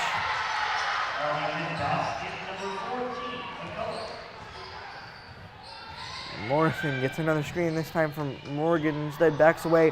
McCarthy sets it, and 1! What a drive by McKenna Morrison, and she finishes with a kiss off the glass. Yeah, great drive from McKenna Morrison. As one thing goes negative for the Lady Tanners on the other end of the court, they come right back and drive for some points and 1. Morrison unable to convert the three-point play, offensive board. Second chance, no good. Third chance for McCarthy through a double team. Another chance tipped away and rebounded by McCullough. Oh, I mean, even though she missed that, she's showing the dominance that Shannon McCarthy has underneath the rim. That's Mueller, who dishes it off inside, blocked, still loose, And Morrison has it going the other way on a fast break. Morrison looking to dish, instead drives back out. McCarthy shoots but a whistle and a travel.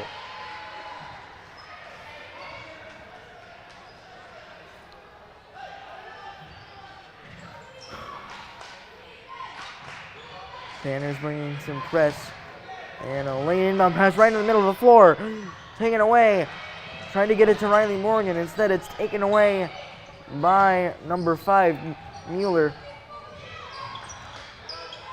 And she will reset. It goes for Paul on the wing, who lost it out of bounds, but it'll stay with the Spy Ponders.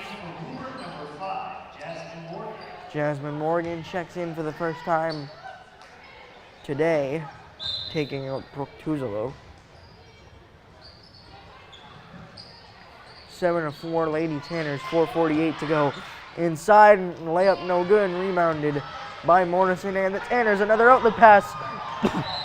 Looking for Morgan, but a little bit too long. That was a good read on Arlington's side of the ball, finding the open person underneath the rim, and same thing on the transition for Woburn on that side, finding Jasmine Morgan, but unfortunately the pass was a little too far and goes out of bounds at the baseline. That was the early 5th turnover for the Tanners, a little bit uncharacteristic again. We saw that in the close game against Winchester.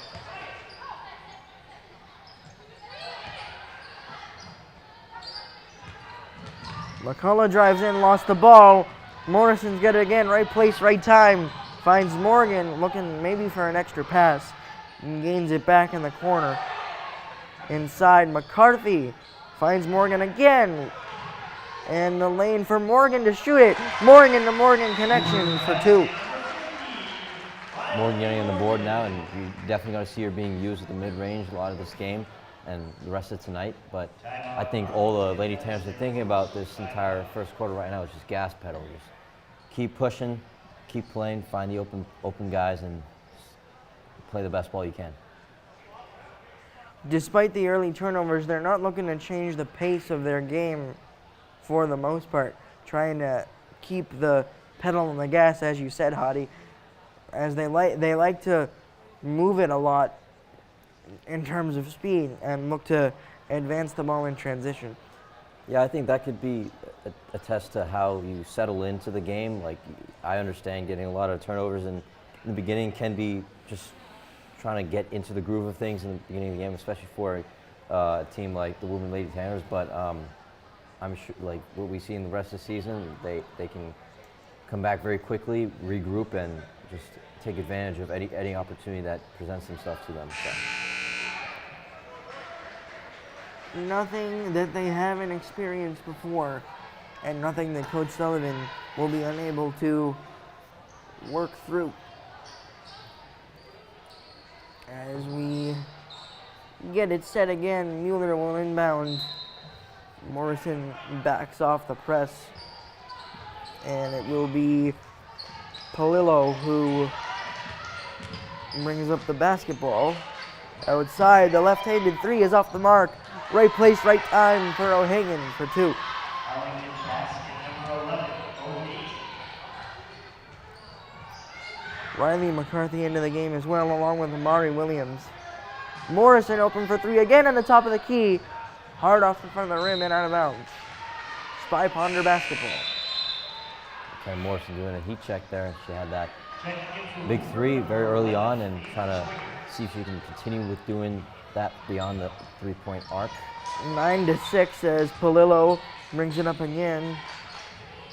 A swing for McCullough, who has the angle to drive, floats it up, strong off the glass, no good.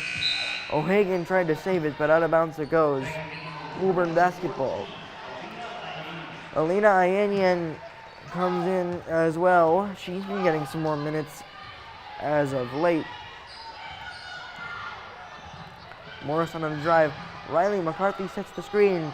Opposite elbow 3 is good. Look at the Lady Tanner distributing the ball and finding those open shots beyond the arc. It's like to see. Haley Zwicker taking advantage of the early minutes and knocks down that triple. McCullough on the drive the other way. Reset. Double team off the hands of Riley McCarthy, who comes away with it. Trapped on the other end, looks for McKenna Morrison. Swings it to the elbow. Zwicker tries it again. No good. Rebound taken in by the Tanners. Shaden McCarthy on the elbow. Drives in. 3 defenders outside Zwicker. Wide open. Too strong.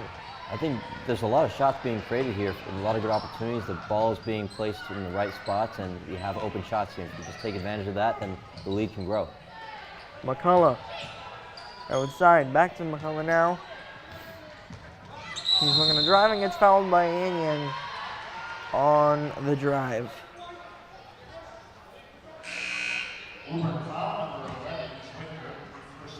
Check that foul. That's on number 11, Haley Zwicker.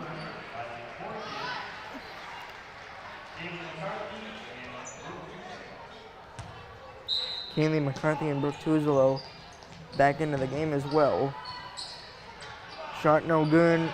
Tuzolo there for the rebound, gets outworked, and it's an Arlington 2. McCullough with the basket. McCarthy asks for some help, gets a screen. Dribble handoff to Haley McCarthy, who's got the lane but traveled. Yeah, I got to minimize those unforced turnovers. Something that we've seen so far right now is that the defensive rebounding hasn't been as well as we'd like to see, but you don't want to couple that with those unforced turnovers on the offensive side. McCullough. Dribble handoff inside O'Hagan. Jumper is good.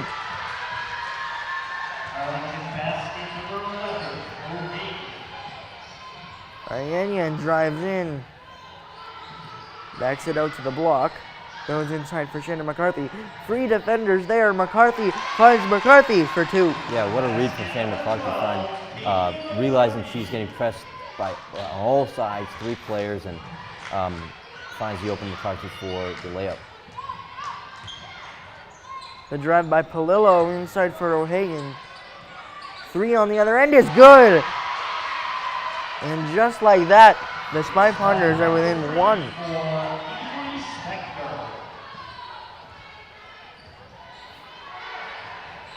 Loose ball.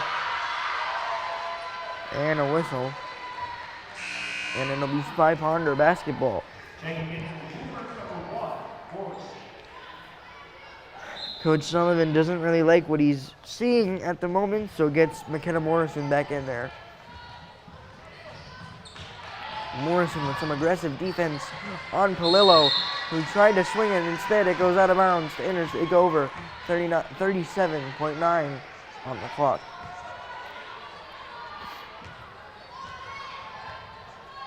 Morrison in no rush, trying to use as much of this clock as possible. Morrison gets a screen from McCarthy inside the other way for Tuzolo. Takes a step in, short on the jumper, got her own, and is traveling with the basketball. And we've got 20.7 with the Spy Podders taking over. Morrison with a nice steal, tried to get it to Morgan. Can't do so. Back the other way. Jumper off the glass, no good. Too strong. Second chance. Morgan has it. McCarthy slows it down. 5 on the clock. Out ahead. Morrison has to heave it. Too strong. And a competitive first quarter. The Tanners come out a little bit slow, and the Spy Ponders respond back 14-13 after 1. Yeah, Arlington playing a decent game right now against these Woburn Lady Tanners. Woburn opening up very strong in the first couple minutes, but Arlington kind of keeping up pace with them, taking advantage, getting great offensive rebounds, and Woburn still staying ahead, 1-point lead, but the second quarter things could start to separate or momentum can shift. So. Now, Hadi, we talked about at the top of the show, or the top of the second half of the show, how the Lady Tanners' next game is against the number 1 team in Bishop Fien. And we know that they're a good team, but that doesn't mean that you can not focus on this Spy Ponder game against Arlington. And I think that might be a little bit of what we're seeing here early. Yeah, I think it goes for like in any sport. Usually if you're that championship level team, there's always going to be those times in the regular season you're going to play like a team with great adversity. That will be the example of that on Sunday against Fian, but you cannot forget that you also have games before then, and you have to focus on those games, and playing it one game at a time is exactly what you need to do. And if you let your mind wander, then a team like Arlington can pounce on it. It doesn't matter their record, doesn't matter how good they are, how good they've been the rest of the season. If you can pounce on that sort of that mental area of basketball, then things can change. Even with that 1-8 record, the Spy Ponders looking to play spoiler as they'll always have 110% effort.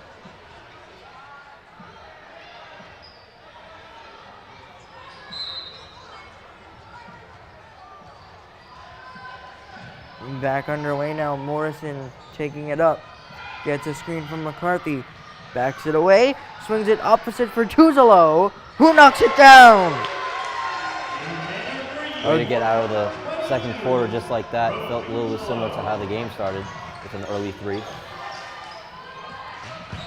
Both quarters with identical starts. McCullough on the drive. Backs it out the other way from Mueller. Over the head pass to McCullough, and it's stripped away. Morrison looking to push the pace. Jumper by McCarthy off the mark, still loose. Morrison ends up with it in the corner through a double team. Inside, McCarthy wide open, left-handed layup, good. Yeah, way to get out of a little sticky situation, and McKenna Morrison finding the open player and getting the layup. Tough defense by Tuzolo, but the Spy Partners retain possession. Taking it from number 5, Morgan, and number 4, Riley McCarthy. Jasmine Morgan and Riley McCarthy check back into the game. Loose ball. McCullough comes away with it. And Mueller now will set up the offense. McCullough on the elbow. O'Hagan. The swing is opposite for Avery Spector and a whistle. Side out inbound Spector inside for McCullough. Dribble handoff. Swing the other way. McCullough now handling the ball again, guarded by Riley McCarthy. Spector backs away, top of the key. O'Hagan pumps, looks to drive. Shut off there. Instead has to hoist it. No good, and a whistle. 35-second violation. Yeah, great defense there by Woburn, keeping the press, keeping good defense, and forcing them to use up all the shot clock before they can put something up. Now the Woburn lead turns on the offensive end. Morrison swings it for Riley Morgan. Morgan gets it to McCarthy with the ball over her head. McCarthy now looking for an angle. Got Morgan for 3, but she is rejected. Loose ball, Mueller takes it the other way. In the elbow, the drive. Left-handed mid-range off the mark and staying with the Spy Partners.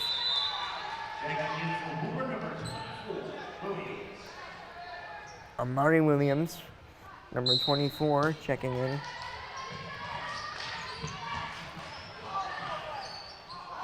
Hard layup is good off the backboard, and the Spy Partners get it within 4. Yeah, I'd say the Lady Tanners are something very similar to the first quarter, starting off very fast-paced and getting that early 3, but sort of regressing as time ticks down. The lead is still there. That just shows the capability of this team, but obviously Coach Sullivan not as satisfied as he would like to see his team in this situation against an Arlington team. A clean game in terms of fouls up to this point, with 1 on each side in the first quarter and none up to this point, with still 5:56 left in the second.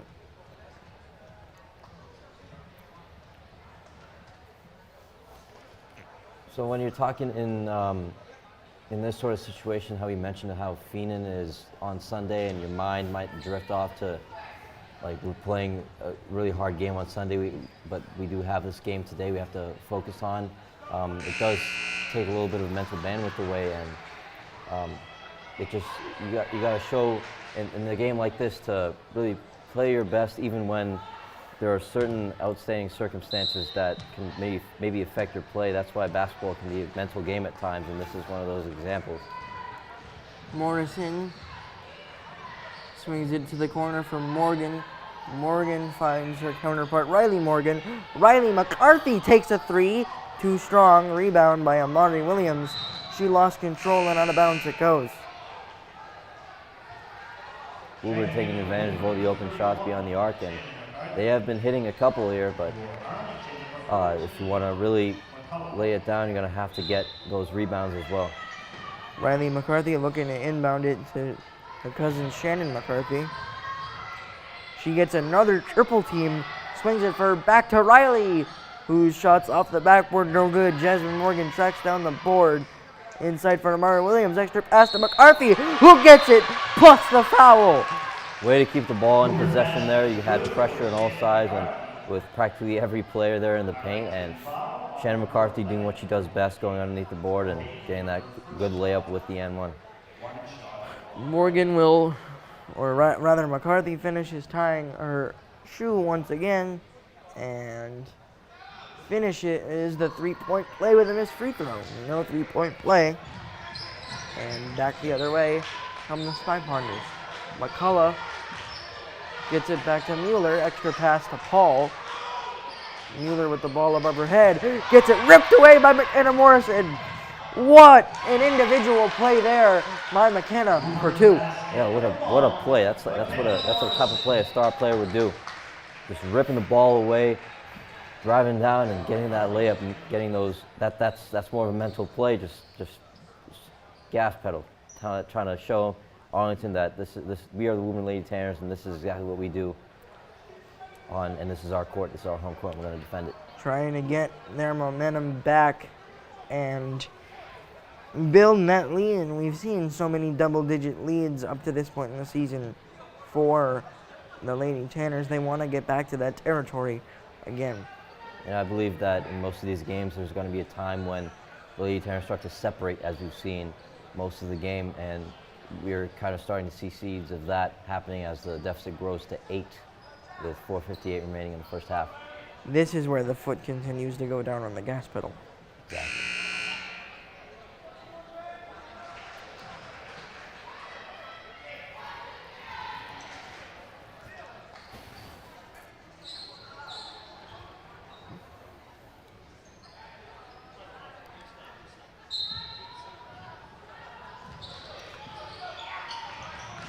McCullough, Paul looking inside, high pass for O'Hagan. Paul retrieves it and gets it to McCullough, opposite wing for Spector, who gets shut down by Morrison, and McCullough gets fouled on the drive. This first Woburn team foul of the quarter. Woburn foul number 24, Williams. That one goes on Amari Williams. Taking it for Woburn is Morgan and Houston. For Arlington, number 13, Walsh. Also in A lot of substitutions being made. Coach Sullivan getting his right players out there for the situation. Brooke Tuzel on the game along with Kaylee McCarthy. Out to the top of the key, double team comes, Riley Morgan dives to the floor. What an effort play, and the Tanners have the basketball. Morgan gets up, swings it the opposite way. Three on the other end is hard off the rim. No good, still loose. McCarthy rips it away from the defender. Above her head, looking to drive now in the corner. Morgan takes the three, off the mark, no good. And a rebound by Katuk. Three on the other end is hard off the rim, no good. And a rebound by Tuzolo. Some great aggressive play from Woburn Lady Tanners' last possession. Fortunately, a turnover there. Tuzolo gets her layup blocked. Back the other way. McCarthy enters with a rejection of her own. Exactly what Shannon McCarthy is known for. Underneath the boards, just dominating both ends of the court. Amazing block there from her. Getting the rest she definitely deserves for now.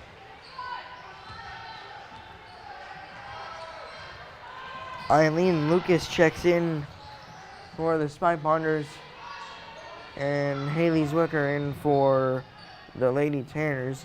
Riley Morgan swings it for Zwicker. Inside, and a whistle and a foul.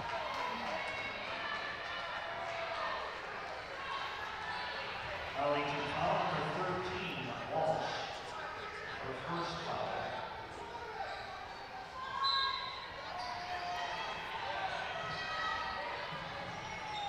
Riley Morgan swings it to the top of the key for Zwicker. Kaylee McCarthy back to Tuzolo. Zwicker coming all the way around, and they almost had her on a cut. This time it's Jasmine Morgan wide open, hard off the backboard, no good. Rebound, Spy Ponders. Screen and roll is shut down by the Tanners. Instead, Mueller backs it out, now gets it into the corner. McCullough swings it to the corner, wide open three is no good. Ball is out of bounds and in favor of the Lady Tanners. Yes, the ball was missed on the last possession, but it's good that we are consistently seeing that the right opportunities being made. It's just as a matter of getting the shots down. Overall, just the turnovers have been slightly rampant, but overall just not too bad. Morrison takes it up, gets a screen from Kaylee McCarthy and an immediate whistle. Post screen. Arlington foul number 4. Arlington fouls on number 24, Palillo. That's her first. Morrison gets it set up again at 23-15, your score. McCarthy drives in, extra pass to Kaylee McCarthy, gets her own rebound. Morgan open for three, short, and Riley Morgan tracks down the long rebound. McKenna Morrison on the drive, floats it up. No good, loose ball. Kaylee McCarthy, another extra possession. Riley Morgan knocks down the triple. Finally someone scoring after that timeout break. It's been a little bit of a drought on both sides. Riley Morgan breaking that with a great shot beyond the arc.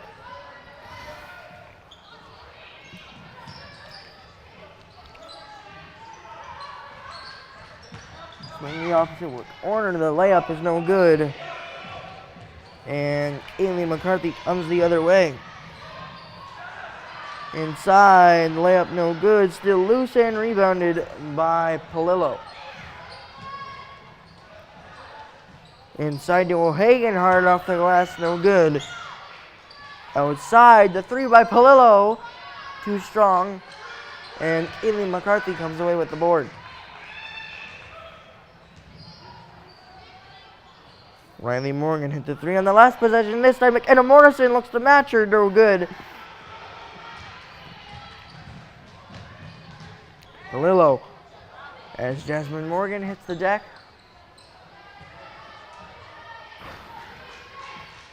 Mueller gets a screen. Goes inside for Walsh. Walsh up and under, rattles home.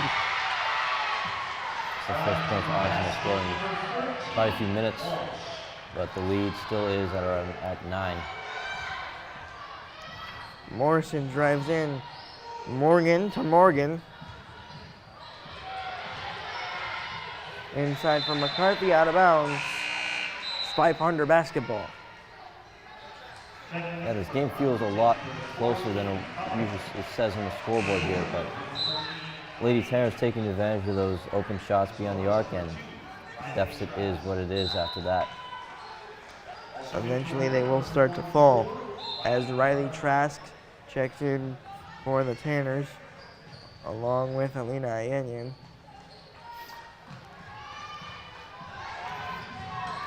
Two first-year varsity players, Ayenyan and Trask. Swing by O'Hagan into the corner. Palillo, hard pass, loose ball. Morrison takes it away. McCarthy with little time on the clock, and ball will go out of bounds as time expires. But halfway through this ball game, your score 26-17. Tanners up 9. Yeah, the Lady Tanners just doing their job as they're supposed to do, taking care of business. Their deficit only up by 9, which does feel a little slightly off, even though they're playing well. Arlington is putting up a good fight. They're going on pace with the Woburn Lady Tanners here. Just wanted to mention also about how they are still playing resilient, even with that game in the back of their head on Sunday. But apart from that, still doing well so far and heading into halftime with that 9-point lead. McKenna Morrison and Shannon McCarthy continue to be strong players for this Lady Tanner team. Riley Morgan also knocking down a couple big shots early, and that was nice to see after the injury before the third quarter last week against Burlington.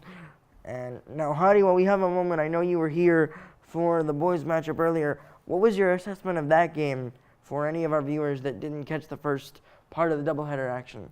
Yeah, unfortunately, it was more of the same old of what we've been seeing the rest of the season so far. Just turnovers rampant is the kind of theme of the game. Players playing, they were starting to play collectively as like a unit, and we've seen that they've been struggling with that. A lot of individual play last few weeks, but they played as a unit. Unfortunately, a lot of turnovers, a lot of unforced turnovers. Arlington just taking advantage of that.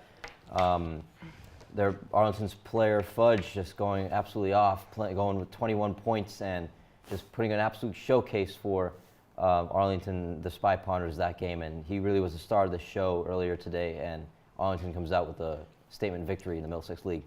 The loss drops the Tanners to 1-9, but there were no clear expectations heading into this season for the Tanners, as it's a new era of basketball under head coach David White, and he's inheriting a program and basically almost restarting. He's utilized those new young players such as Matt Olson or Jamari Francois or even Ethan Samuel at times.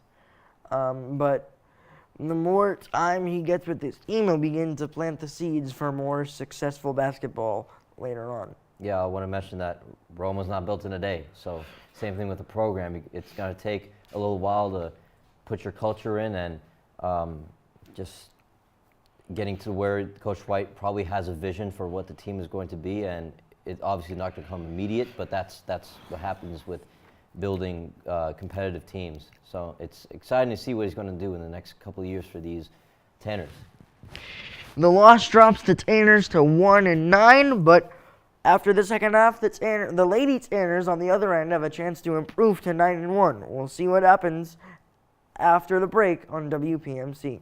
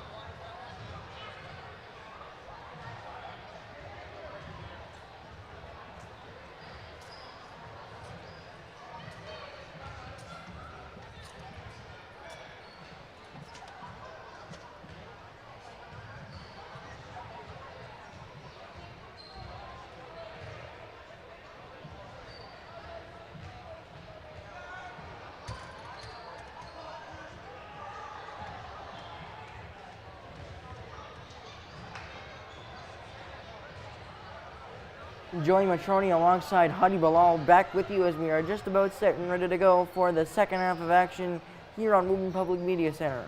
As we take a look at some halftime stats, your leading scorer for the Woburn Tanners is, of course, McKenna Morrison, 7 points, 3 rebounds, and 3 assists. Second up is Riley Morgan with 5 points and 2 rebounds, and then Shannon McCarthy, the defensive anchor that she is, 5 rebounds along with 4 points. High turnover rates for both sides in the first half, 8 for the Tanners and 9 for the Arlington's 500ers. We take a look around Division 1. The Bishop Fee and Shamrocks hold up their end of the bargain, extending their win streak to 5 games against Cardinal Spellman with a victory. And they will be 1-2 heading into the game on Sunday afternoon. Yeah, that's going to be very exciting to watch. Going back to this game we're watching right here, I think Coach Sullivan getting his team regrouped. He's probably not as satisfied as he usually would be around this time in most of the other games, but I think the mantra still stands that you're just taking care of business, creating good shots, creating good opportunities, and just keeping the ball, good discipline, and just limiting the turnovers. That's been an issue on both sides. So if you can win the turnover game, then this should be a lot easier to finish out for the rest of the night. Tanners look to extend their record to 9-1. The lone loss coming in the first matchup against Bishop Fee. That score is an outlier up to this point in the season, taking the loss 66-24. But it was one of those games where the Tanners got out to a large deficit, so Coach Sullivan was okay with playing the bench for the majority of that second half. As we are back underway now here at Carl J. Torres Gymnasium, and a early second half foul. Woburn foul number 22, Tueslow, her first foul.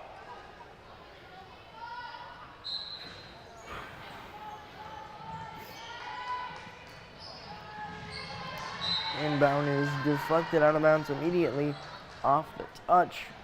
It was Morrison who last touched it, and Mueller gets it in. Morrison comes away with a double team. O'Hagan driving in. Gets shut down, loose ball. Number 5, Mueller backs it out and sets up a play. She looks to drive. Loose ball. McCullough extra pass inside, and a foul, and free throws to come. Woburn foul number 1, Morrison, her first foul. Morrison picks up her first foul. 2 shots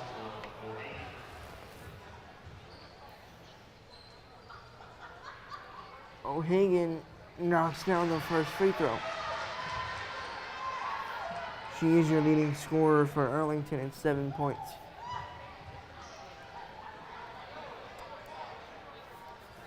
And she will stay at 7, but Paul gets the rebound. Mueller, nice pump fake. Opposite wing, 3 is too strong. Tuzela will not touch it, and the Tanners will take possession. Some sloppy ball movement on the Arlington offensive side of the ball, but Woburn maintaining their defense and only letting up the foul. Otherwise, here they are on the offensive side of the ball in transition. Kaylee McCarthy sets up the play here. Morgan in the corner, inside for Shannon McCarthy, who gets immediately doubled and is fouled. Yeah, it looks like Arlington did a little bit of scouting and knows how powerful Shannon McCarthy can be in the paint, and obviously doing that with defending her with multiple bodies before she gets fouled over here. A lot of teams have sent 2, even 3 defenders, but still McCarthy's been able to average good points up to this point in the season. Out of bounds, a nice fight for it, and the Tanners keep possession. Jasmine Morgan will step the inbound play once again. We have not seen Jalen Cuniff at all up to this point in the game. She's the normal trigger person on the inbound plays. We talk about the triple team of McCarthy. She gets one there and is fouled. I think she's going to be taking a lot of free throws tonight, and that continues in the third quarter. Arlington foul number 21 call. Check that, no free throws, but just overall just getting fouled a lot. Inside, McCarthy again, double team. Back the other way as she is denied at the rim. McCullough loses it out of bounds, but it'll stay with the Spy Ponders.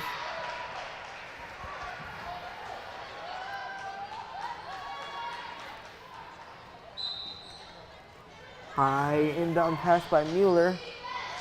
And it gets to Paul, who's looking high pass. Back from Mueller, but a whistle. Or rather, that was McCullough who was the intended receiver. Foul number 31, Shannon McCarthy. Her first foul. Inside, hard layup is no good. Rebounded by Morrison, and she'll speed it up. Morrison through the defense. Dumps it off for Morgan, who can't finish.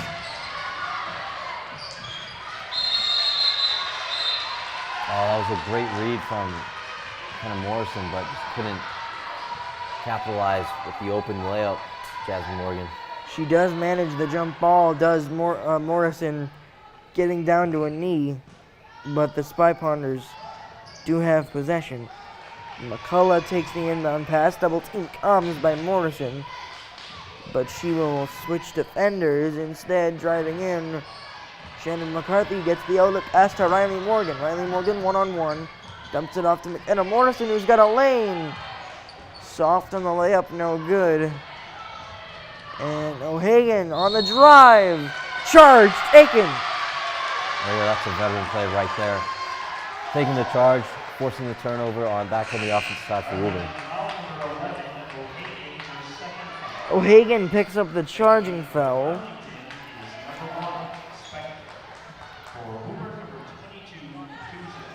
Morgan goes right back to Morrison. And now Morgan sets a screen. Outside for Jasmine Morgan. Shannon McCarthy plays a dribble handoff with Morrison, who's got a lane driving in. Dives towards the basket and is fouled, and she will go to the line with a chance to get a double-digit lead for the Tanners. Yeah, the positioning is very good in that play, and ultimately set up that good lane for McKenna Morrison to try to get that layup. Ultimately gets fouled here, her free throws. First one good.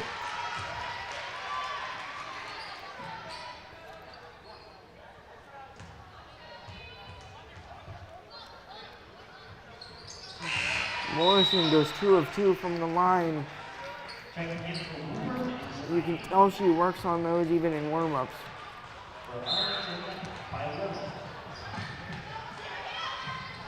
Tanner sends some press. Tuzolo almost got there. Instead, O'Hara drives, kicks it for Palua.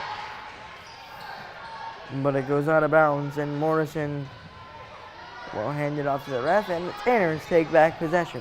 As we've seen in the last few possessions, Tanner's really utilizing the speed of Morrison and the ball movement on the offensive side, and kind of confusing the Arlington defense, creating the open lanes and getting the good opportunities for good shots.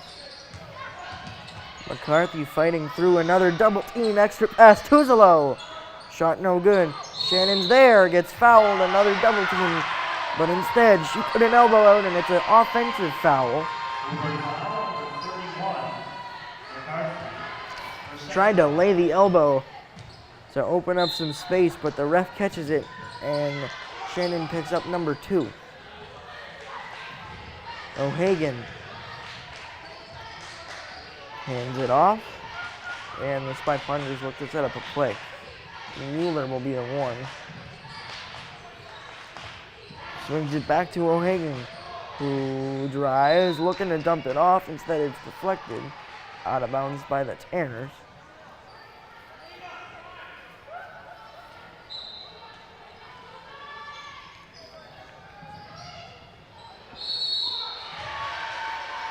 A whistle there.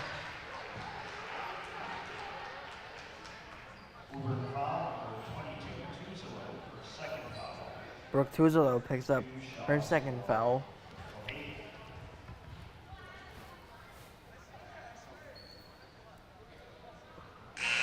And O'Hagan knocks down the first free throw, getting it back to a single-digit deficit for Arlington.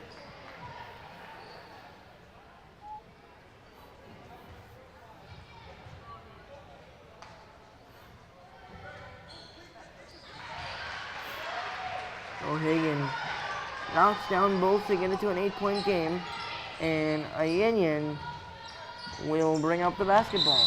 And a loose ball foul, or off the ball foul. Arlington foul for 11, 8 for third foul. O'Hagan picks up the foul. That is the 4th team foul going against the Spy Partners. Zwicker hard inbound. Mortensen drives in, floats it up. And foul, and the referee points the way of the Spy Partners, so they'll have possession. It's just really been an unforgiving rim most of this night for Woburn. Woburn foul for 1, Morrison for second foul. The 6th foul on the Tanners, and with the new foul rules, 2 shots for Ayenyan. Spy Partners will go to the line.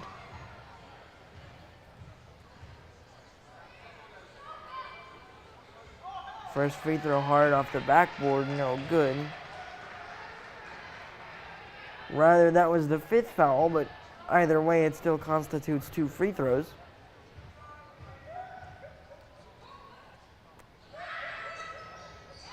And Palillo goes 1 of 2, knocking down the back end, 28-21.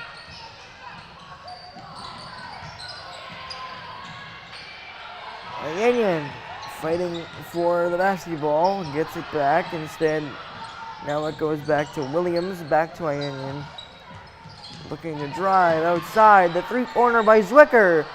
Rolls around the rim, no good. We're gonna push the pace now. Spector inside for McCullough. On the deck, she gets the pass out to the elbow. Palillo to the corner. Thought about the 3, did McCullough. Instead, left-hand drive, and she's fouled. Woburn foul number 11, Zwicker for second foul. Zwicker picks up foul number 2. Here comes Steve Sullivan, Coach Steve Sullivan's iconic hockey-type substitution. And Morgan in Morgan. Riley McCarthy, Jasmine Morgan, Riley Morgan, Kaylee McCarthy, and Shannon McCarthy. So 3 McCarthys and 2 Morgans on the floor for Coach Steve Sullivan, as the first free throw is no good.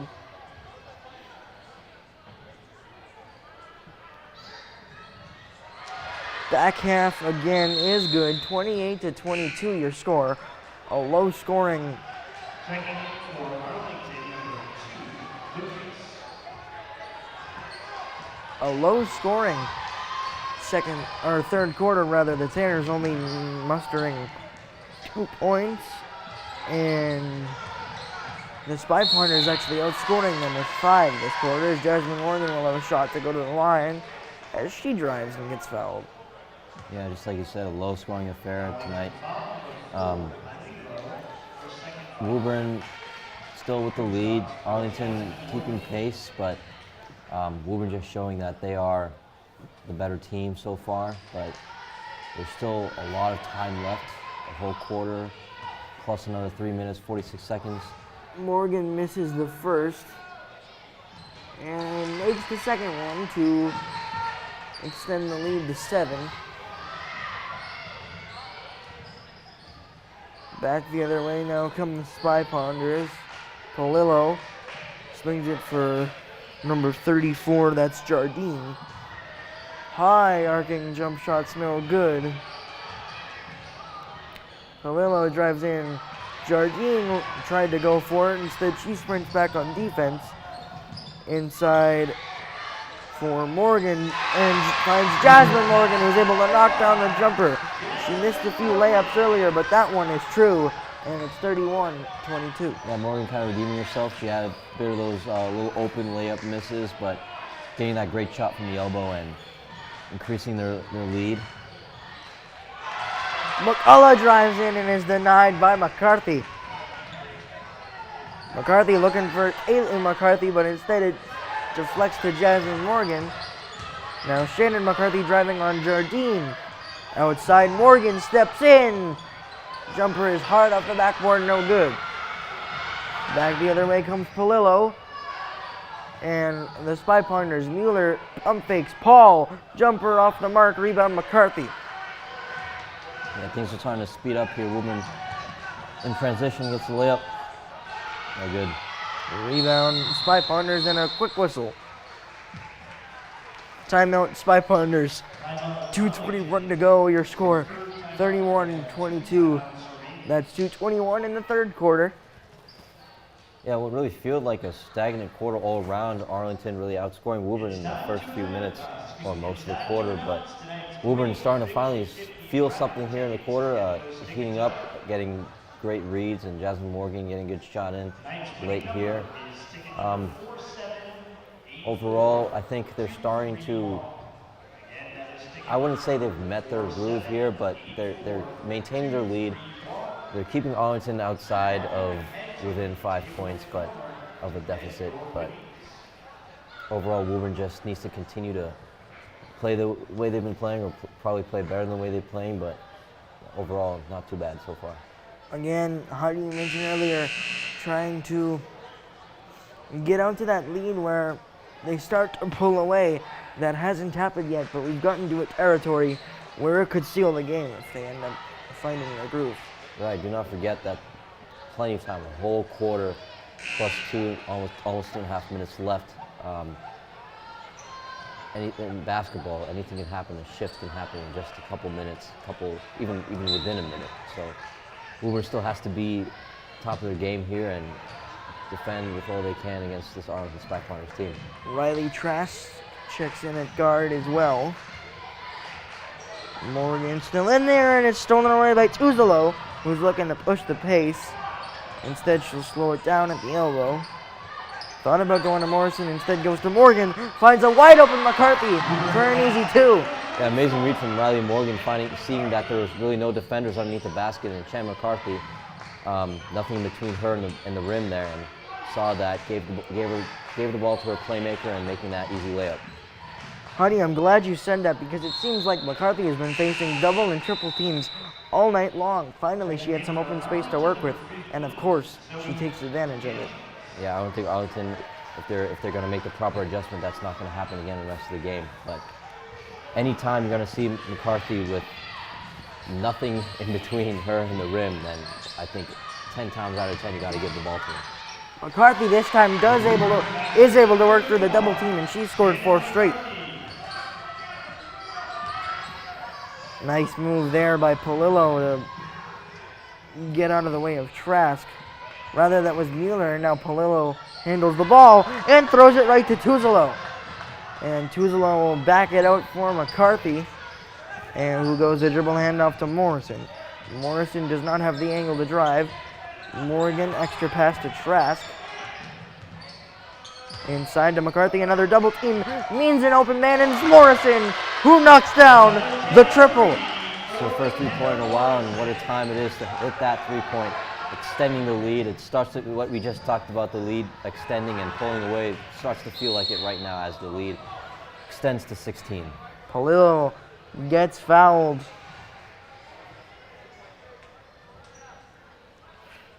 Automatic 2 free throws here.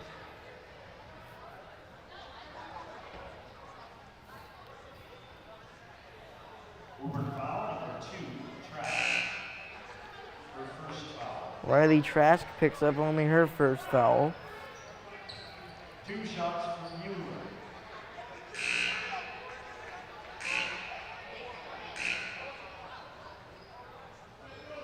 Checking in for Arlington, number 1, Spector. A late substitution, Spector now on the floor. 38-22, as Hardy mentioned, make that 23 with the first free throw by Palillo.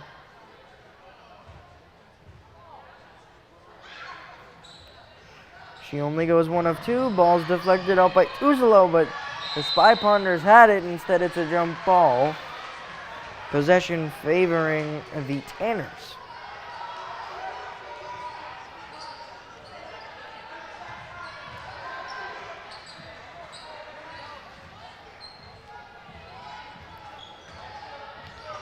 Morrison jogs it across the timeline, dribble handoff to Trask, who loses possession but dives back on the basketball. But another jump ball. Possession now favoring the Spy Ponders.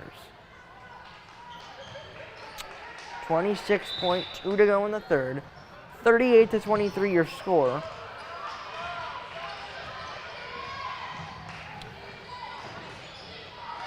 McCarthy was guarding the basketball. Now it goes out to Paul. Paul got it to Spector. Instead, Spector tried to give it away, but instead it's deflected out to Morrison. Now Morrison up ahead, outlet pass. Tough shot by McCarthy. Spector at the buzzer. Shot won't count. And as we head to the fourth quarter, your score 38-23 in favor of the Tanners. They did extend that lead as we were talking about, and now they just have to hold it for 8 more minutes. Yeah, that third quarter was extremely stagnant. There's really nothing much going on in the first 6 minutes, but something clicked around 2 minutes left in the quarter, and the Lady Tanners started to respond. McCarthy getting great shots open, had a 4-point streak going there one time, and the ball, just the turnovers there were not any turnovers there, and I don't think I saw, but overall, a great period for the last 2 minutes. That's what we've seen from the Lady Tanners so far. I think in the timeout we see here, Coach Sullivan's probably telling them, just keep going, limit those turnovers, try to stay good press on defense, and just finish strong. Right now it's just finishing strong, taking care of business, and make sure you walk off the court today with a W. McCarthy followed up that 4-point streak, finding Morrison for a 3, who's knocked down multiple, and that's what I think Shannon McCarthy has gotten progressively better at throughout the season, as she knows she's going to face double and triple teams. But whenever that happens, there's got to be someone open on the court, and she's been able to find them as the season has progressed. Morrison into the corner for Riley Morgan, who looking for the angle to drive. Trask takes the jumper but is rejected, and then commits the foul on the other end. Woburn foul number 2, Trask, for second foul.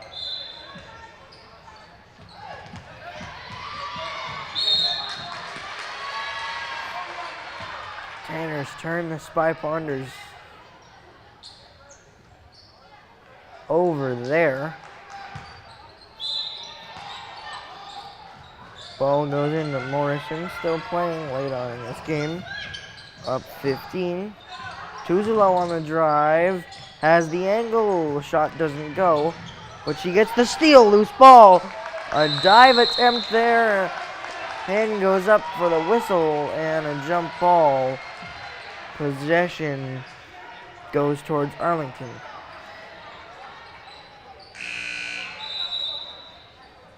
A hectic 31 first seconds of this fourth quarter. That's right.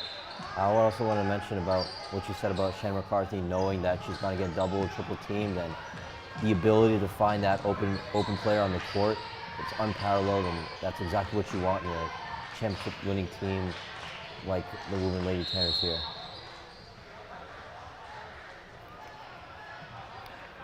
Back-to-back Middlesex League champions looking for that three-peat as we get into the latter part of the season.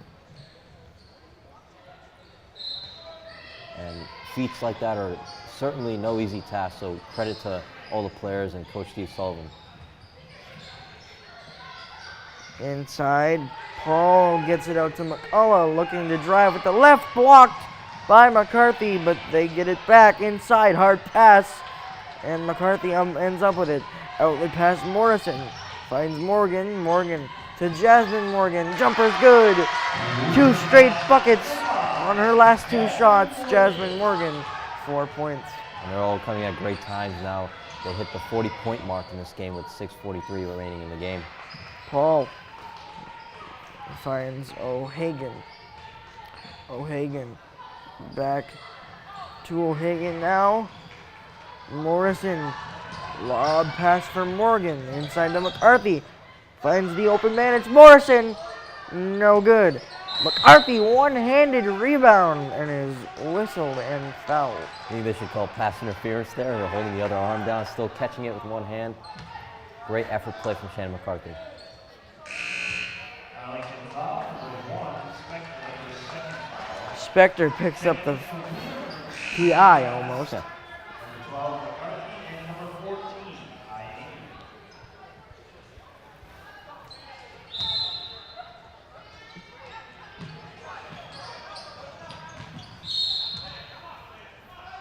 IA. Whistle and a foul. Also in for Arlington's number 2. Tanner's still looking for the inbound play here. McCarthy floats it up with the left and banks it in. Kaylee McCarthy, what a play. Let's hope she's all right. Took some hard contact. Great resilience from her, getting right back up on her feet. Hopefully she's okay. Underneath her own power. It takes a moment to walk it off.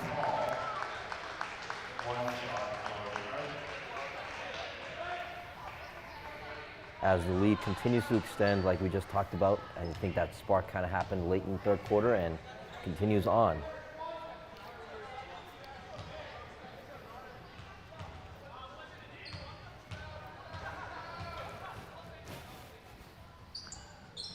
Free throw is good, and Kaylee McCarthy completes the resilient three-point play. 43-23. The Tanners out to their largest lead of the night at 20 points. They really have turned it on ever since that 2:21 mark of the third quarter, as the layup's good for the Spy Pointers. Ayenyen to the corner, now back to McCarthy, who does a dribble handoff with Kaylee McCarthy. Inside, opposite way for Ayenyen.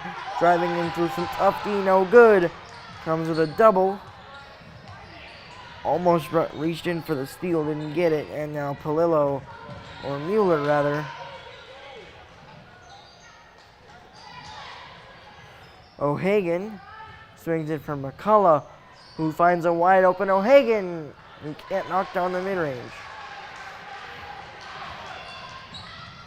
Ayenyen on the drive. Kaylee McCarthy tries a three. Rattles in and out. No good. Offensive board is scooped up and in. Amazing effort play there by Fuselo, getting the board and kind of flicking it in there for that 2-point, extending the lead to 20 now. 20 once again. Under 5 minutes to go here in this game. The Tanners look like they are on their way to their 9th victory. Still 4:40 left in the game, but as we've seen, the energy has kind of shifted, and what we've seen from these Lady Tanners the rest of the season, it does look all but home stretch for the rest of the game. But we just need to continue playing hard and scoring as much as they can right here. Sullivan goes with a hockey line substitution. Riley Morgan, what a beautiful cut for two.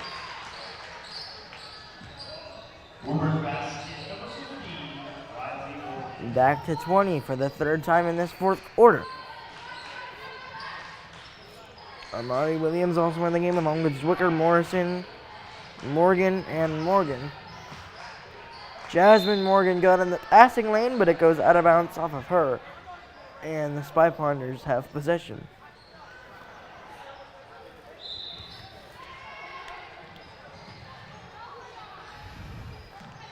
Dribble handoff inside. Mueller, hard pass out of bounds. Tanner basketball.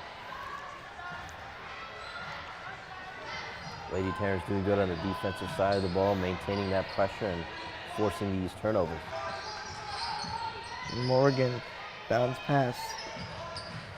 or takes in the bounce pass to Shee, and then Amari Williams finds Jasmine Morgan, who gets it back to Riley Morgan. Zwicker at the top of the key now. Amari Williams looking to post it up. Dribble handoff Morrison through two defenders. Almost floats it in. No good, but it'll stay in favor of the Tanners. Yeah, one of those lanes that she's been taking advantage of on the right side of the rim for most of this game, but couldn't capitalize there, but the Woburn Lady Tanners still have the ball. A quick break for Shannon McCarthy, but she's back in now. Jasmine Morgan finds Riley Morgan as she's bumped on the baseline for a foul.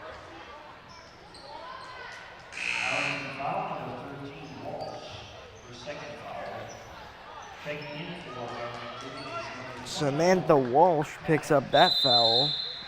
Maybe a little confused on that foul call there. But And Coach Sullivan will elect to take a timeout. With 3:34 to go, and the Tanners have opened it up here late, 47-27.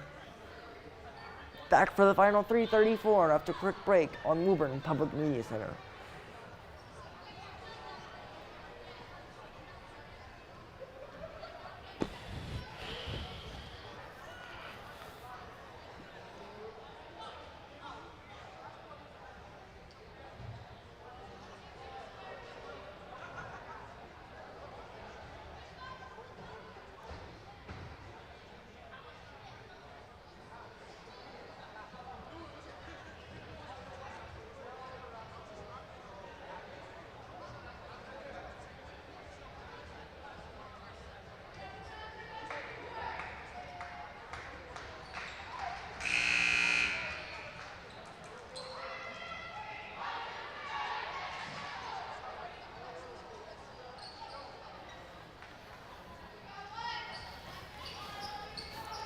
Back on WPMC as we are ready for the final 3:34.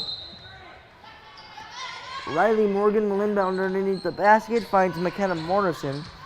Morrison drives in, has the angle, finds a double team. Extra pass by Morgan, back to Morgan. Zwicker, top of the key three. No good.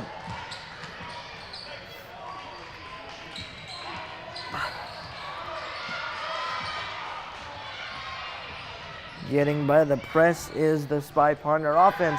Pass by Walsh is deflected by Morrison, and she'll look to push the pace. Morgan can't finish. McCarthy cleans up the garbage. statement play there for Shannon McCarthy. Doing exactly what she's supposed to be doing underneath the rim and cleaning up from Jasmine Morgan. Morrison knocked it loose, but it goes off of her, and the Spy Partners retain possession.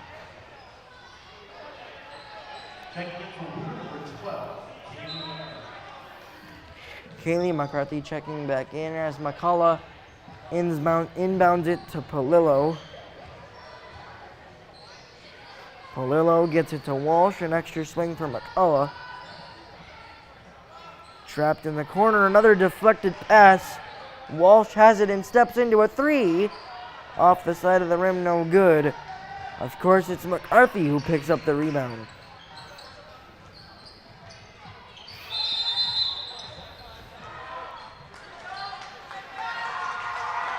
And another whistle and a stoppage here.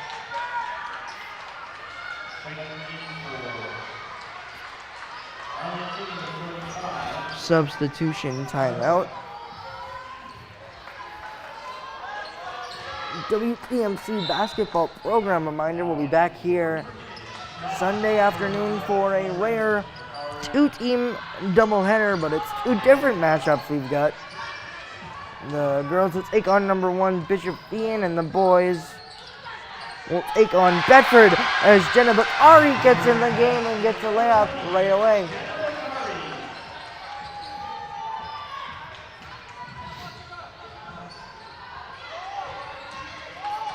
(51-27). Swing for Walsh on the drive, floats it up, no good. Rebound battled for, still loose, and the Tanners have it. The drive into the corner, nice move and an easy layup. just showing how special the depth of this Lady Tanners team is. We're immediately going off, scoring 4 points after the line substitution here. Sophia Olsen with a nice step through for two. Riley Trash trying to rip the ball away now, and it's a jump ball. Possession favors the Tanners.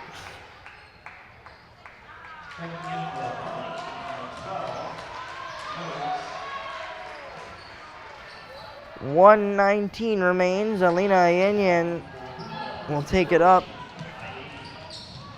She drives, looking in the corner. Sophia Olsen has it again. Nice bounce pass to Bakari, who drives. Kaylee Bird with a lane. Her layup's good. How about everybody getting points today? Everyone's getting nice buckets here at the end of the game. Less than a minute left. The deficit just grows. Under a minute to go now, 55-27. And as we talked about, nice move there and layup for the Spy Ponders. It was really that 2:21 mark timeout that flipped a switch for the Tanners. And that's when they really turned it on.